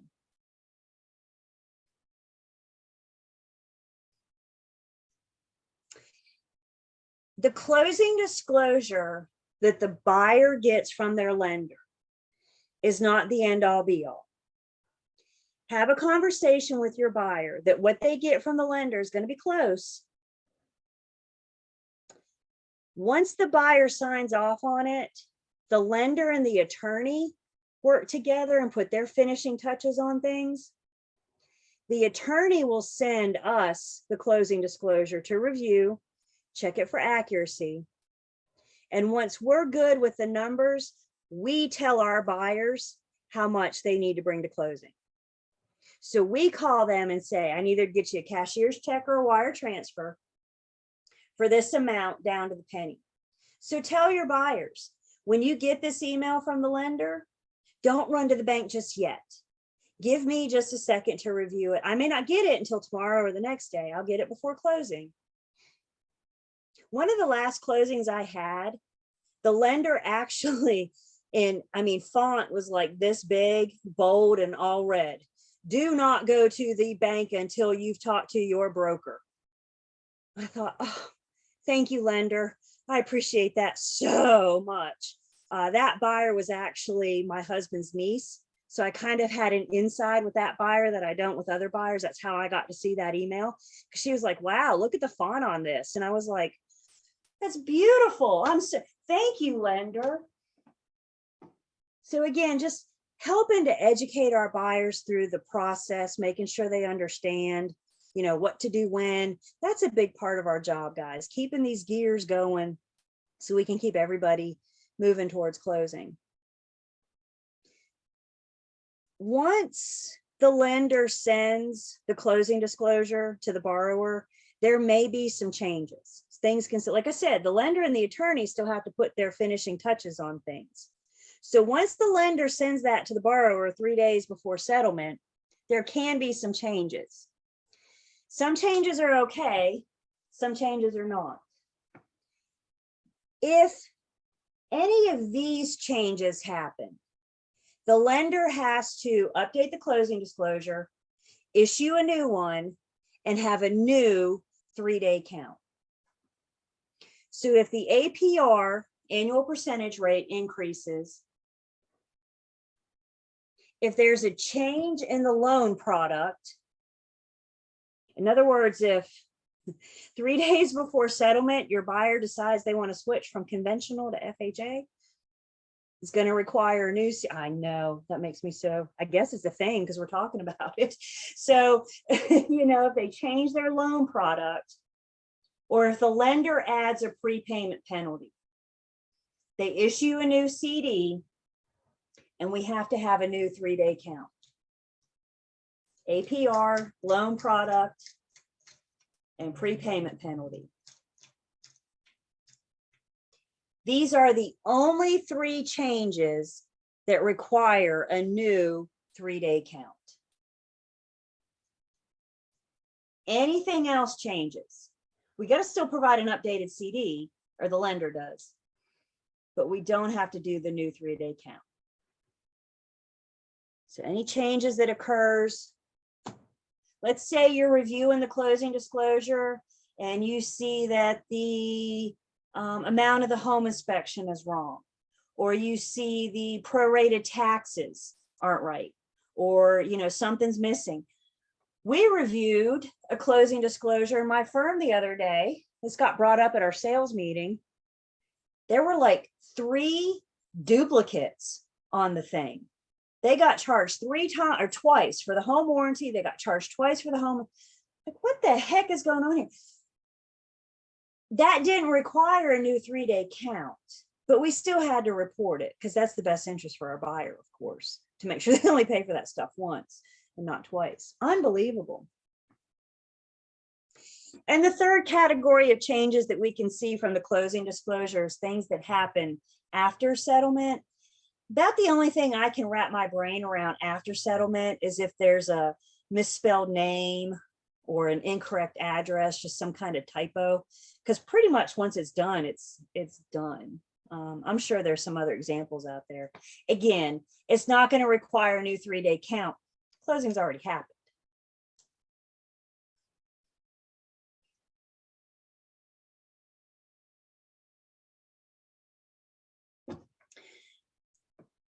Closing disclosures are simply that. They're just disclosures. They're not settlement statements. It's not uncommon at closing to have a settlement statement and a closing disclosure. The settlement statement is what authorizes the attorney to pay everybody. The settlement statement is what authorizes the attorney to pay us, pay themselves, pay the lender, the home inspector, the surveyor, all these people that are standing there waiting for closing to get paid. The most commonly used settlement statement is the ALTA.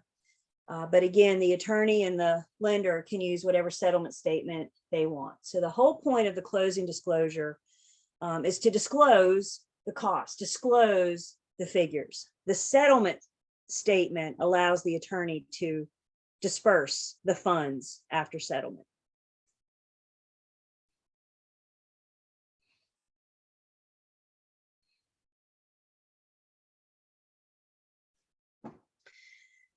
So let's, oh my goodness, Julie, chit-chatting away. Let's take a break. You guys say something if I ever forget, I'm sorry. So last break for the night. One more shot of espresso. It is 9:18, so let's come back at 9:28. We'll wrap it up.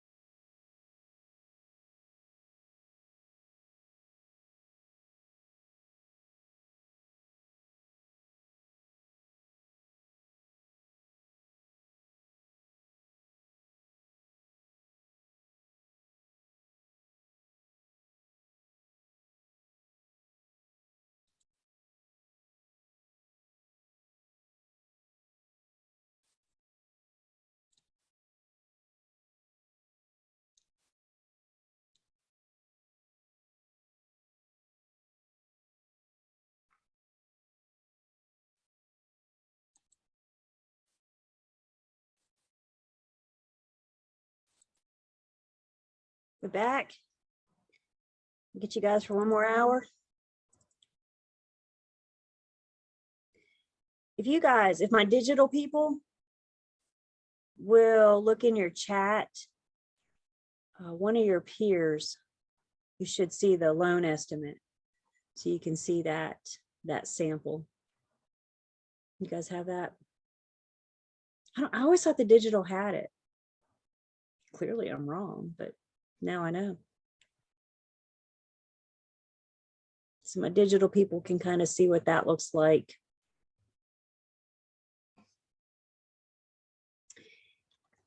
And I do have a sample closing disclosure for us to look at together. And this is an actual closing disclosure from a closing I had a couple years ago. So excuse me for all the, the blackouts to protect the innocent and everything. But again, this kind of gives us an idea of what that closing disclosure looks like. So similar to the loan estimate, we have the closing information, the date, here's the contact, the parties' names, the borrower, the type of loan, 30-year VA loan, the loan amount, the interest rate, and the monthly payment or monthly principal and interest. Again, keep in mind, this is the closing disclosure. So we've already gotten the loan estimate, and now we're looking at the closing disclosure. Now we know our total monthly payments, again, closing costs and cash to close. Wasn't that buyer happy? Do you see how much she had to bring to closing? Because she had the best agent ever. No, I'm just kidding. I had nothing to do with this, but isn't that, I had a very happy buyer, huge benefit of VA. But again, we just kind of see the numbers that we're looking at here. The second page of the closing disclosure is the costs. You got the borrower costs, seller costs, then we talked about paid by other parties. This is where we're heading tomorrow night. This is what we're going to work on tomorrow night, is to figure out how to calculate one of these and how to do one of these. So we'll talk more about this tomorrow. This is that blank CD that I got you guys printing, at least for your test next week. And then the other piece of this is, again, that we're going to see tomorrow night, that we're actually going to do. It gives us a breakdown of the buyer's debits and credits and the seller's debits and credits. So this is where we'll spend tomorrow talking about. But I want to point this out because to me, this is the best part of the closing disclosure. It gives the borrower a nice side-by-side comparison. Like, look, this is what we told you at the loan estimate. Now that we're here, this is the final closing disclosure. And then it answers the question, did this change and why? So I think this is the most helpful piece to the borrower, because the loan estimate might have been 4 weeks ago.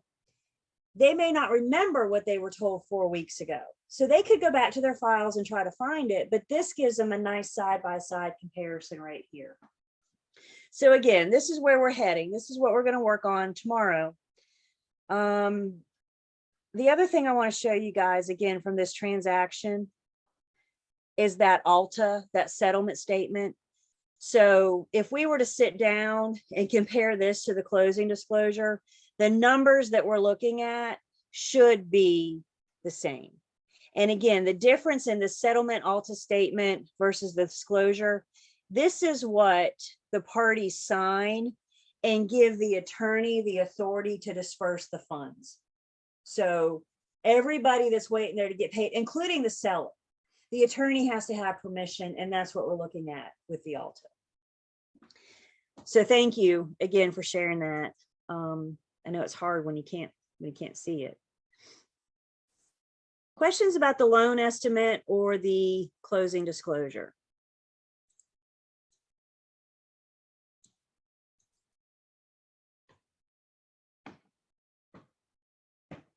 Comments about the loan estimate or the closing disclosure?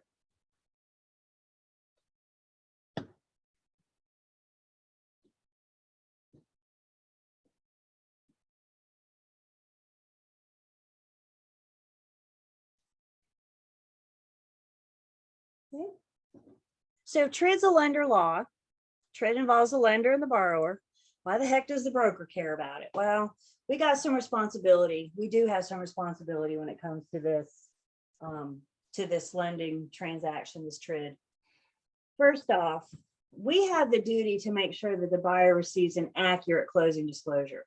We have a duty to review these things for accuracy. Mistakes happen often, frequently. Humans prepare them. Humans make mistakes.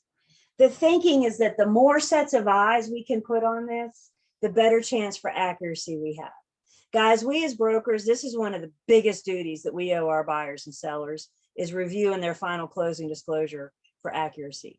We've been with them since day one, since when they said, I want to buy a house or I want to sell a house. And we stay with them through the whole transaction until the very end. And that's even making sure that their final numbers are right. So this is why we go through what we do in class. And when you find an error, we have a duty to notify the lender and the attorney. We have the responsibility to make sure that it's right. And we don't have to be nasty about it. They're humans. You're a human. Do you ever make a mistake? Do you make mistakes? I mean, how many a day? I hear you, no, right? How many a day do I make? So, I mean, come on, be nice. It was an accident, but we got to notify them. And remember, as I said too, any money that changes hands as a part of this transaction has got to be reported to the lender so it can show up on the settlement statement. Mom and dad can pay for whatever they want to. The boyfriend, everybody can pay, but it's got to be reported to the lender so it can show up. Let's talk just a little bit more about receiving an accurate CD.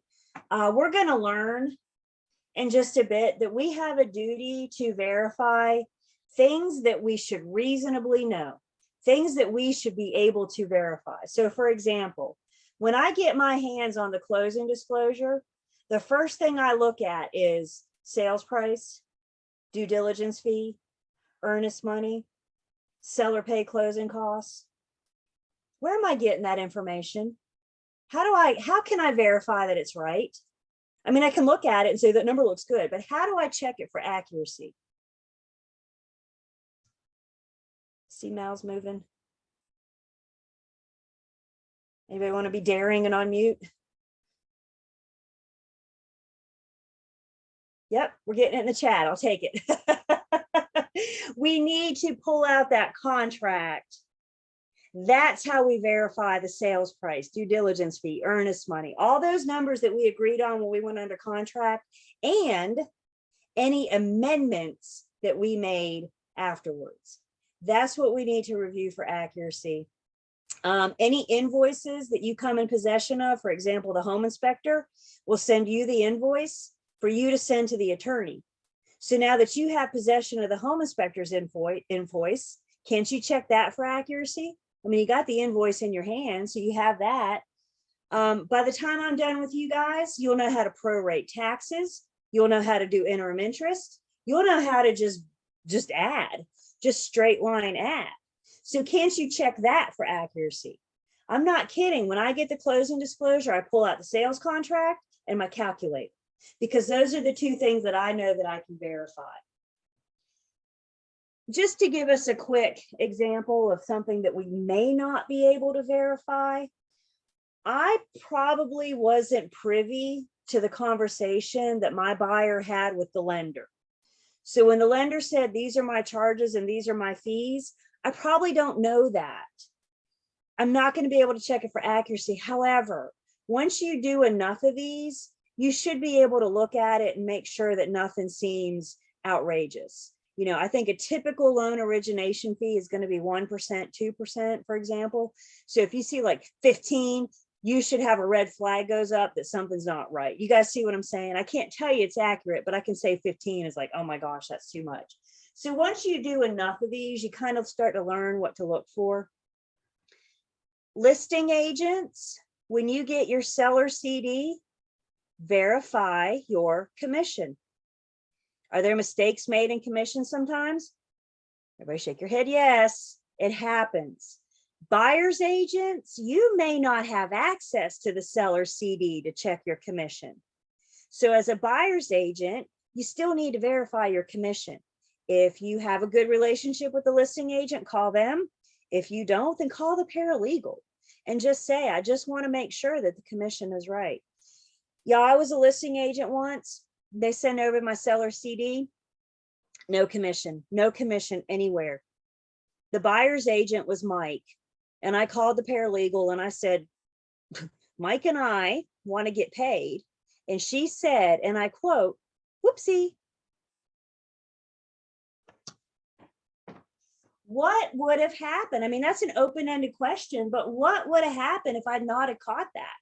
So it's not just verifying our numbers, that's important, but it's also verifying all of the numbers that we can, everything that we have access to or the availability to check. As I've mentioned, once you find a mistake, and you will, you won't have to do it long before you find one. Once you find a mistake, we have a duty to report this. We need to report those, call the lender, call the paralegal. If you have any questions, if you're hesitant, take it to your BIC first, or take it to a seasoned agent in the office that's reviewed several of these. But don't hide your head in the sand and think that it's going to go away on its own, because you know what it's not going to do? Fix itself. It needs somebody to take care of that. What questions or comments do I have?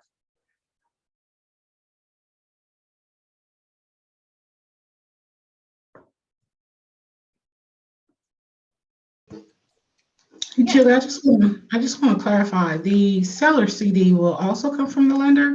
No, lender has nothing. Thank you. That's a good question. That's going to come straight from the attorney. Okay. Thank you.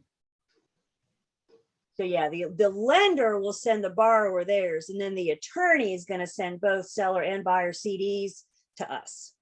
Okay. Thank you. So the seller won't get their own copy. It's our responsibility to That's exactly review right. that and give it to them. It is our responsibility to make sure that they get, and that should include the seller as well. Yes, that's part of our job. That's how we old car, right? We make sure that they get that accounting, that they get that.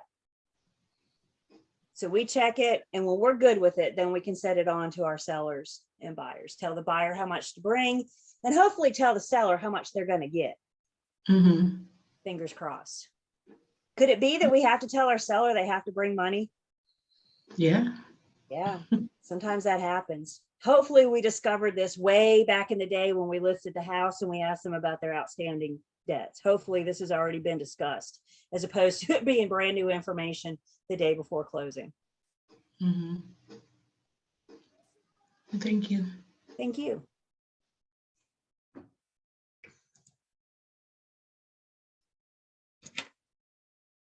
So we'll do those questions tomorrow.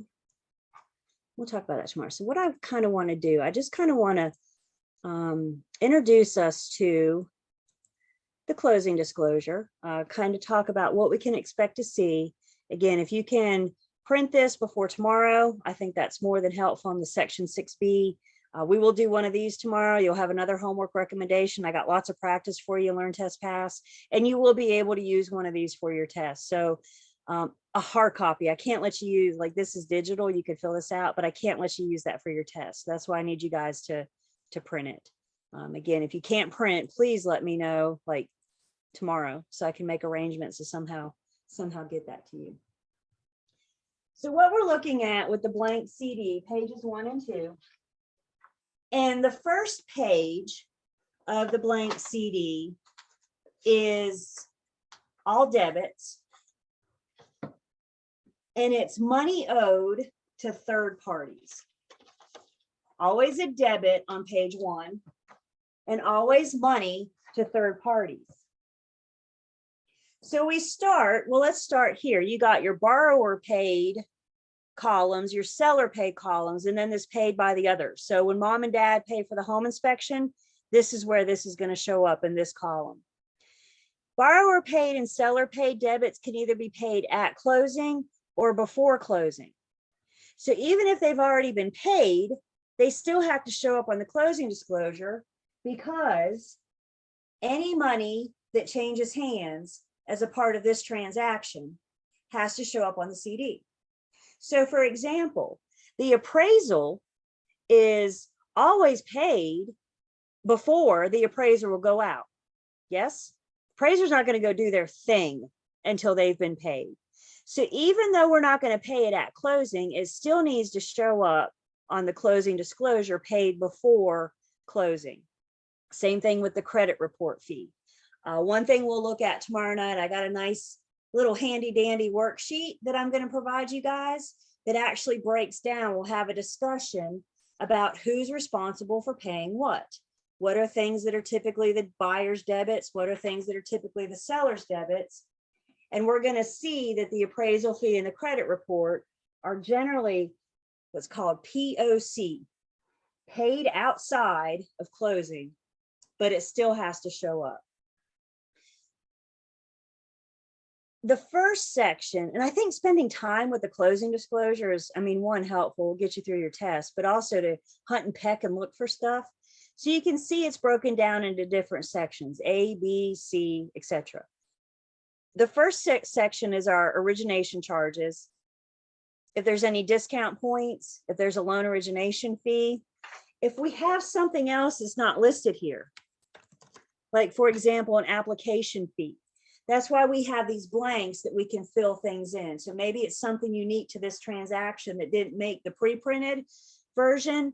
The attorney has the option to fill in information. Services borrower did not shop for, appraisal and credit report, and then various service that they did shop for. So closing attorney, title insurance, etc. Again, it gives us the information. Honestly, you guys, it's just a matter of figuring out where it goes. So the way this is designed, we're to take all the information in A and add it up. You guys see this darker gray or this darker kind of blue bar up here. So you add up all of A, you add up all of B, you add up all of C. And what we're going to put in D, it tells us, is A plus B plus C. So D kind of gives us the summary of the first half of the page. Is this making sense? So we add up A, B, and C, and now we have D. Come down and we have our taxes and other government fees, recording fees, excise tax, that's E as in Elizabeth. Our prepaids are F.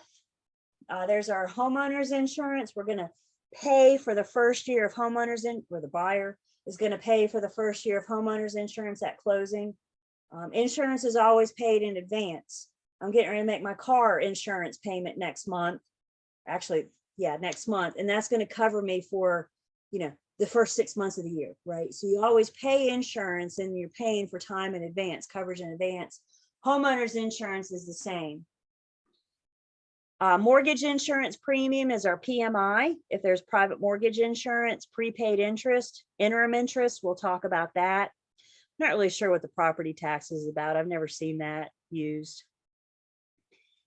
There's going to also be initial escrow payments. Each borrower has their own escrow account. And the escrow account has to be originated and funded at settlement. The whole point of the escrow account, part of your mortgage payment is a 1/12 of this year's taxes and a 1/12 of this year's homeowner's insurance. And as you pay that 1/12 in each month, they put it in your escrow account. So when taxes and insurance come due, they have that money there to pay on your behalf. But to originate the account and to have just a little bit of cushion in case those numbers go up, the lender will more than likely charge initial escrow charges at closing for each. Are taxes going to go up next year? Probably. Is insurance going to go up next year? Probably. So this is the way the lender can verify that they still have that money to pay on the borrower's behalf. Again, this is math we'll all look at tomorrow night. And then H is kind of this other. So this is where we're going to find our commission, home inspection warranty. And then there's usually some kind of, I call it nickel and diming them to death. There's some kind of courier fee or wire transfer fee or last minute, let me get 25 extra dollars out of you fee. Again, if you have anything extra, we're just going to write it in. This is why we have these spaces. So then we add up E plus F plus G plus H. That gives us I. And then the last thing we do on page 1 is add D and I. So the bottom of page 1, in other words, is the sum of all of these columns. Does that make sense? So we add up each little section and then we get one sum. I'll go ahead and tell you guys because it's late and I'm in a good mood. When you do your settlement statement for the test, you're going to have 4 questions.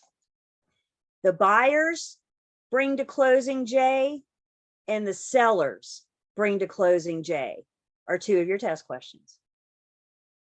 What is the buyer paid at closing J and what is the seller paid at closing J?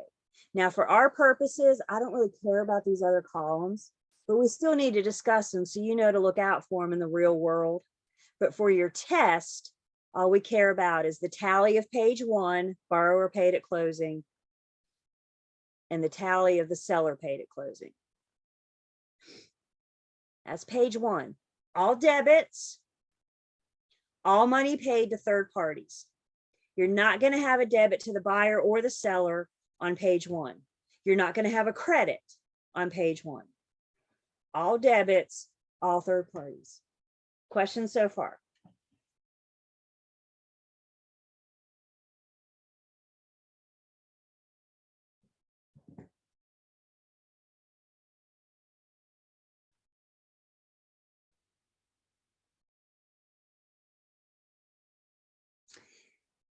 Then we look at page 2. So for our purposes, we're going to omit this loan estimate final, this comparison. Again, in the real world, you're going to have this information filled in, but for our purposes, because we don't know the loan estimate stuff. Page 2, when you guys get the paper copy in your hand, we'll talk about this more tomorrow. We actually need to do some origami with page 2 for it to make sense. Everything about the buyer is on the left. Everything about the seller is on the right. So once you guys get this in your hand, the first thing I want you to do is fold it long ways. And we're going to first talk just about the buyer side. And then we'll eventually talk about the sellers. For the buyers, for the left-hand side, K is all of the buyer's debits. All the money that they owe due from the borrower at closing. L is in Larry is all of the buyer's credits. Paid already buyer on behalf of the borrower at closing. You guys see my disclosure? See what I do there? I write a big D for debit and a big C for credit. And that way, when I'm going to do these, I can see exactly what it is I'm looking at. If it's a debit to the buyer, it goes somewhere on top. If it's a credit to the buyer, it goes somewhere on the bottom. The last thing we're going to do is take all of their debits minus all of their credits, and that's going to tell us how much our buyer has to bring to closing. There's your third test question for the settlement statement. What is the bottom of page 2, cash to close from the borrower? We'll talk about prorating taxes too, how those fit in. If we look back up at the debits, you guys see where K3, closing costs paid at closing, and then it has a J in parentheses. That J is the number that we came up with at the bottom of page 1. So all those debits to the buyer, we're going to take that number and we're going to put it in the buyer's debits under J, or under K, excuse me, K is in Kelly.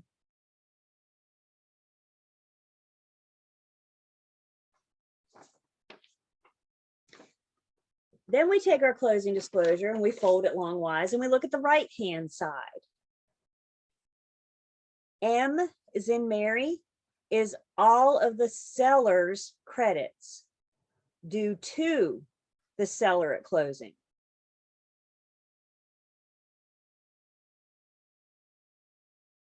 N is in Nancy is all of the seller's debits, including that number from page 1 that we got at the bottom of J, that we got at the bottom of page 1 in J. So again, you guys see my paper? I have all of my sellers' credits minus all of their debits, and hopefully that gives me my cash to the seller. If their credits are more than their debits, they're going to get money. However, if their debits are more than their credits, that's going to be a negative number, and that's money that they have to bring to closing.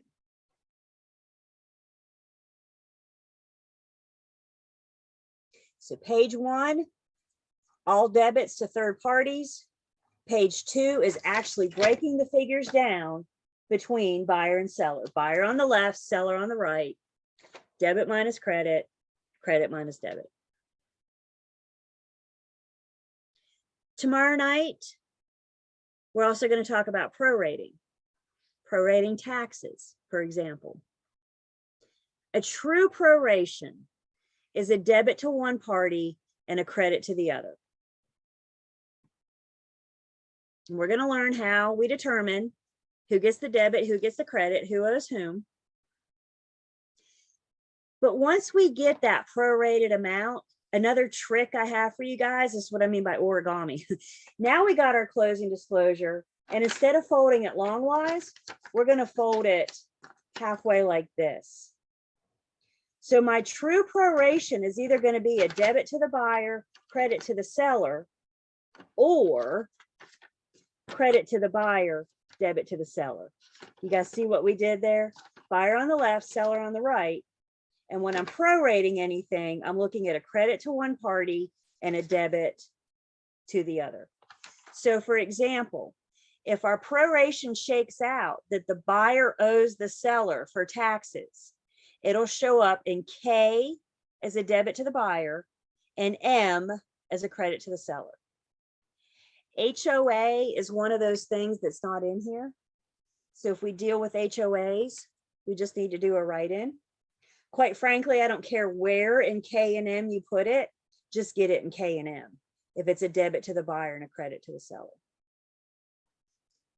Same thing in L. Remember, L is our credit to the buyer, N is our debit to the seller.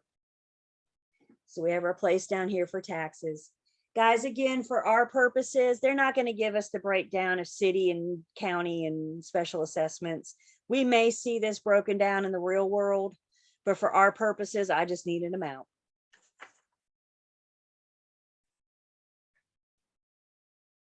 So that's kind of like your little tutorial through the closing disclosure, how it's going to look, what we're going to look like. Again, we're going to do one of these tomorrow. I got one for you to do for homework that we'll look at class next week. And I got some others for practice. I think the more time we spend with this, obviously the better chance we're going to get it, but it's just a matter of practice and learning how to do it. Do I have any questions?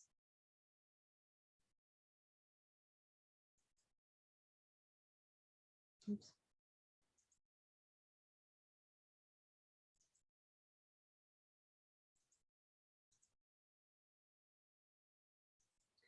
So what I'm doing now, I just sent it to Karen, but I need to send it to everybody. So what I'm going to do now, I just put something in the chat. It should be coming in soon. Not yet, not yet, not yet. There it is. You guys see this PDF document? This is kind of our cheat sheet that we're going to use tomorrow night. I'm going to pull it up with you so you can look at it together. As you guys are practicing, as you're learning, I suggest you use the cheat sheet. I cannot let you use the cheat sheet for your test. So it's a cheat sheet just to help you get through, to get ready for the test. But I think one of the bigger problems we tend to have with these settlement statement is understanding who the heck pays for what. So this little cheat sheet kind of gives us a nice breakdown of who's responsible for what.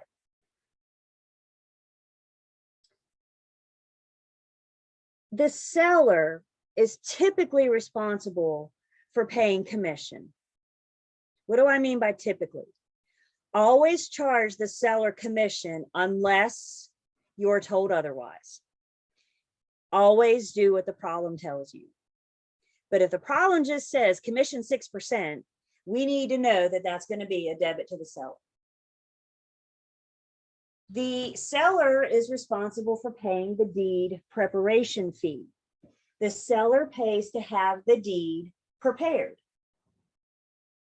The seller also pays excise tax. We may remember excise tax is just 5/100ths of the purchase price.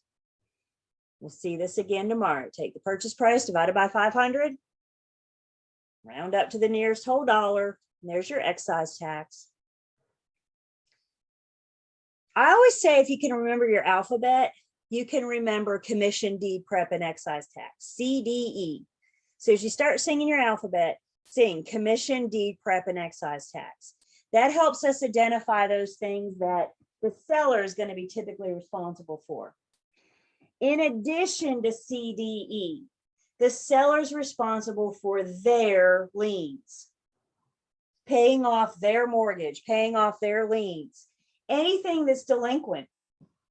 We're going to prorate this year's taxes, but if the seller never paid 2021 taxes, they're responsible for those at settlement. Then we look at the buyer's debits, which this list is a lot longer.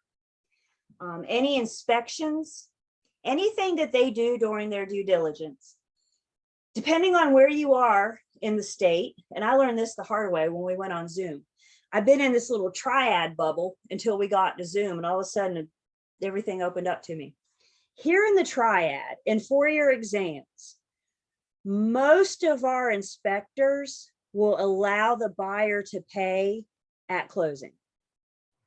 I learned when we went online that not all markets work that way. So I'm telling you guys, for our test, unless you're told otherwise, they're paying for the home inspection at closing. They're paying for the survey, the pest inspection. Can they pay for it in advance? Of course they can. But unless you're told otherwise, remember earlier when we were talking about checking the CD for accuracy, I said the home inspector is going to send us the invoice so we can send it to the paralegal or the attorney for them to put it on the closing disclosure. So once we have that CD in our hand, we have a duty to make sure that it's accurate.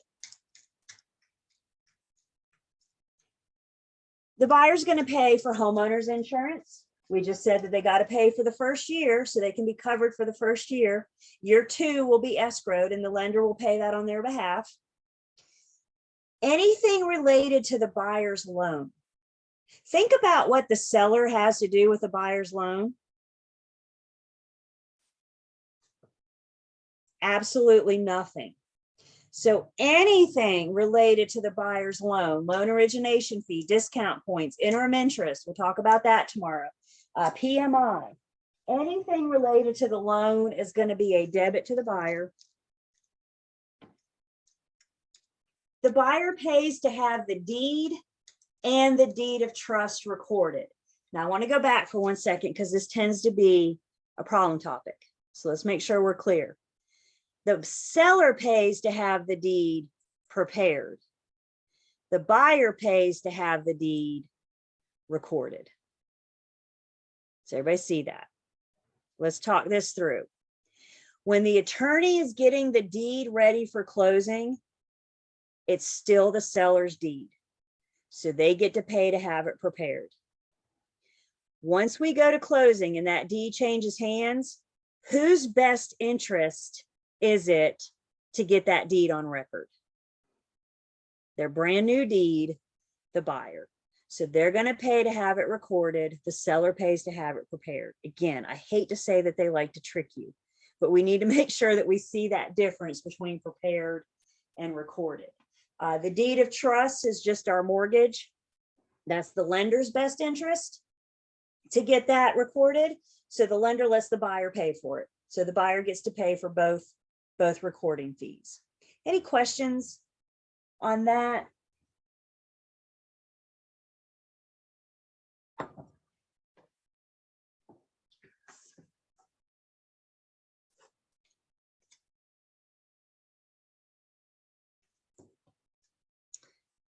The buyer will generally get a new title insurance policy. We'll talk more about that when we go back and pick up what we've skipped.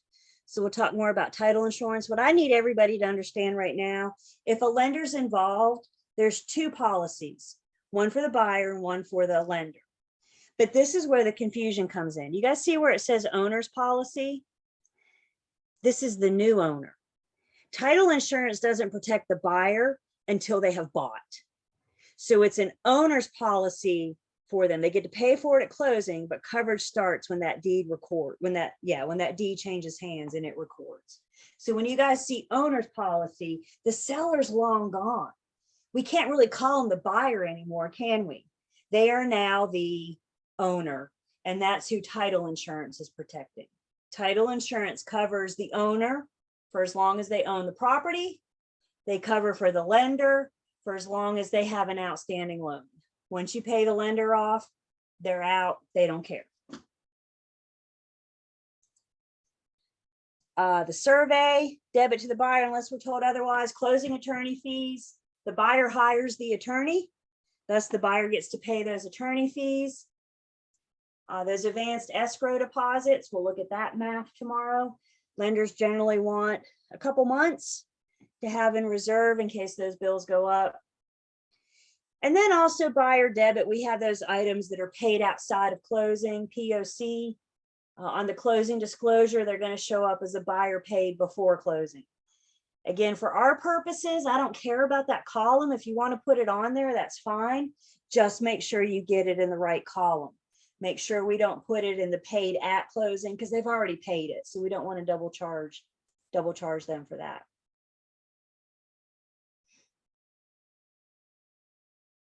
Questions on the buyer's debits? Typically.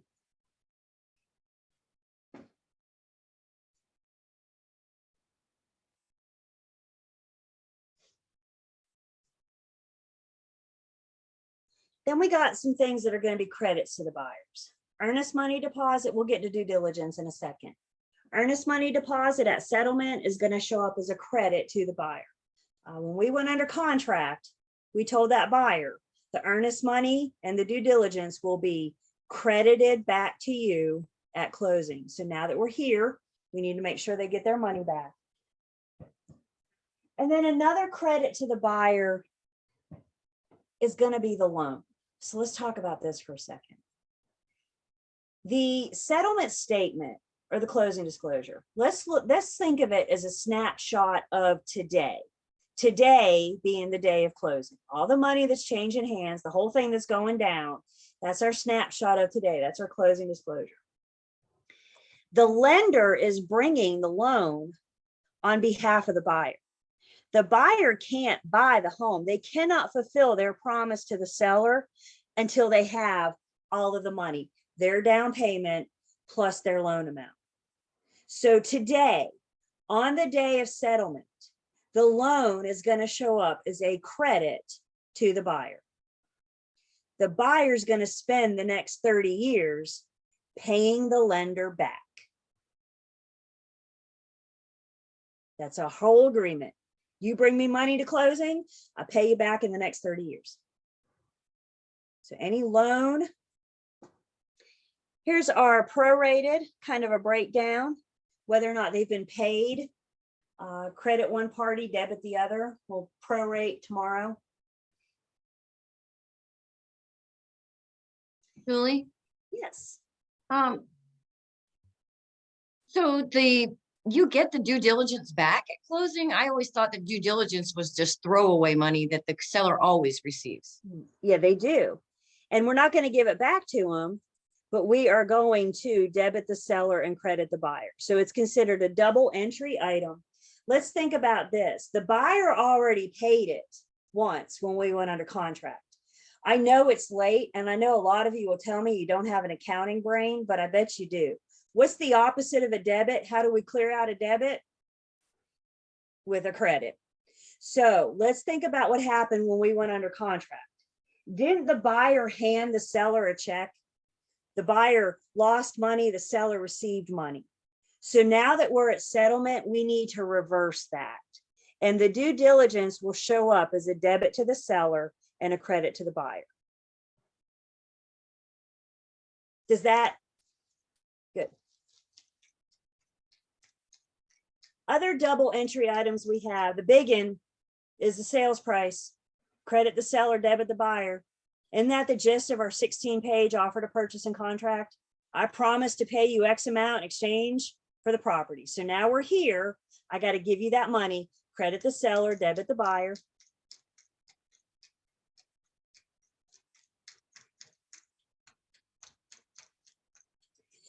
If there's a tenant, we'll talk about prorating rent and all that too, but if there's a tenant, we might transfer the tenant security deposit from the seller to the buyer's accounts. So that would show up. The seller's losing that money. They're giving it to the buyer. So that could show up as a debit, the seller, credit the buyer. Any separately sold personal property, any outside bill of sale. Have you guys ever had a buyer walk into a garage and look at the car and go, "Ooh, does the car come with the garage?"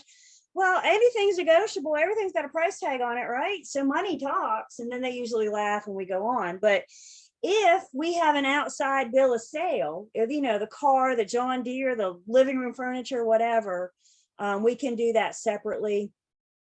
Personal property. So again, this just kind of gives us a little cheat sheet. If you didn't get it in the chat, please let me know or shoot me a message and I'll be happy to send it to you. But I think this and understanding the ins and outs of the closing disclosure and what goes where, I think that's a good start to kind of introduce us to how this is going to work. So what questions do I have? I know it's late and we're tired and I appreciate you guys. You guys knew this class went to 10:15 when you signed up, right? Lane didn't block that out on the website. Suckers. No, we all knew. We all knew.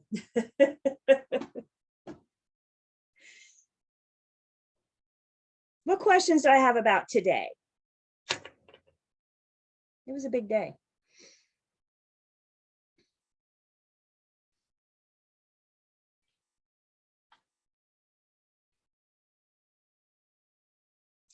So tomorrow, if you can, bring a blank CD. If not, we're going to work it on the screen so you can still follow along. But if you can, I'd go ahead and print, 5, 10 of these out, whatever. If you want to do one or if you want to do front and back, makes no difference to me. But if you can, have a couple of these tomorrow. You guys bring your calculators tomorrow. If you don't have one, I know I didn't give you much time to go calculator shopping. So I'll let you use your phone tomorrow if you need to.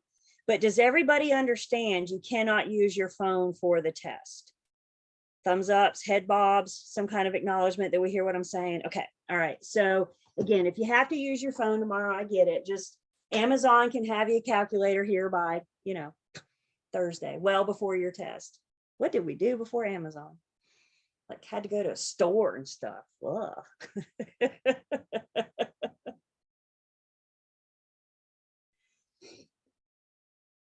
What else?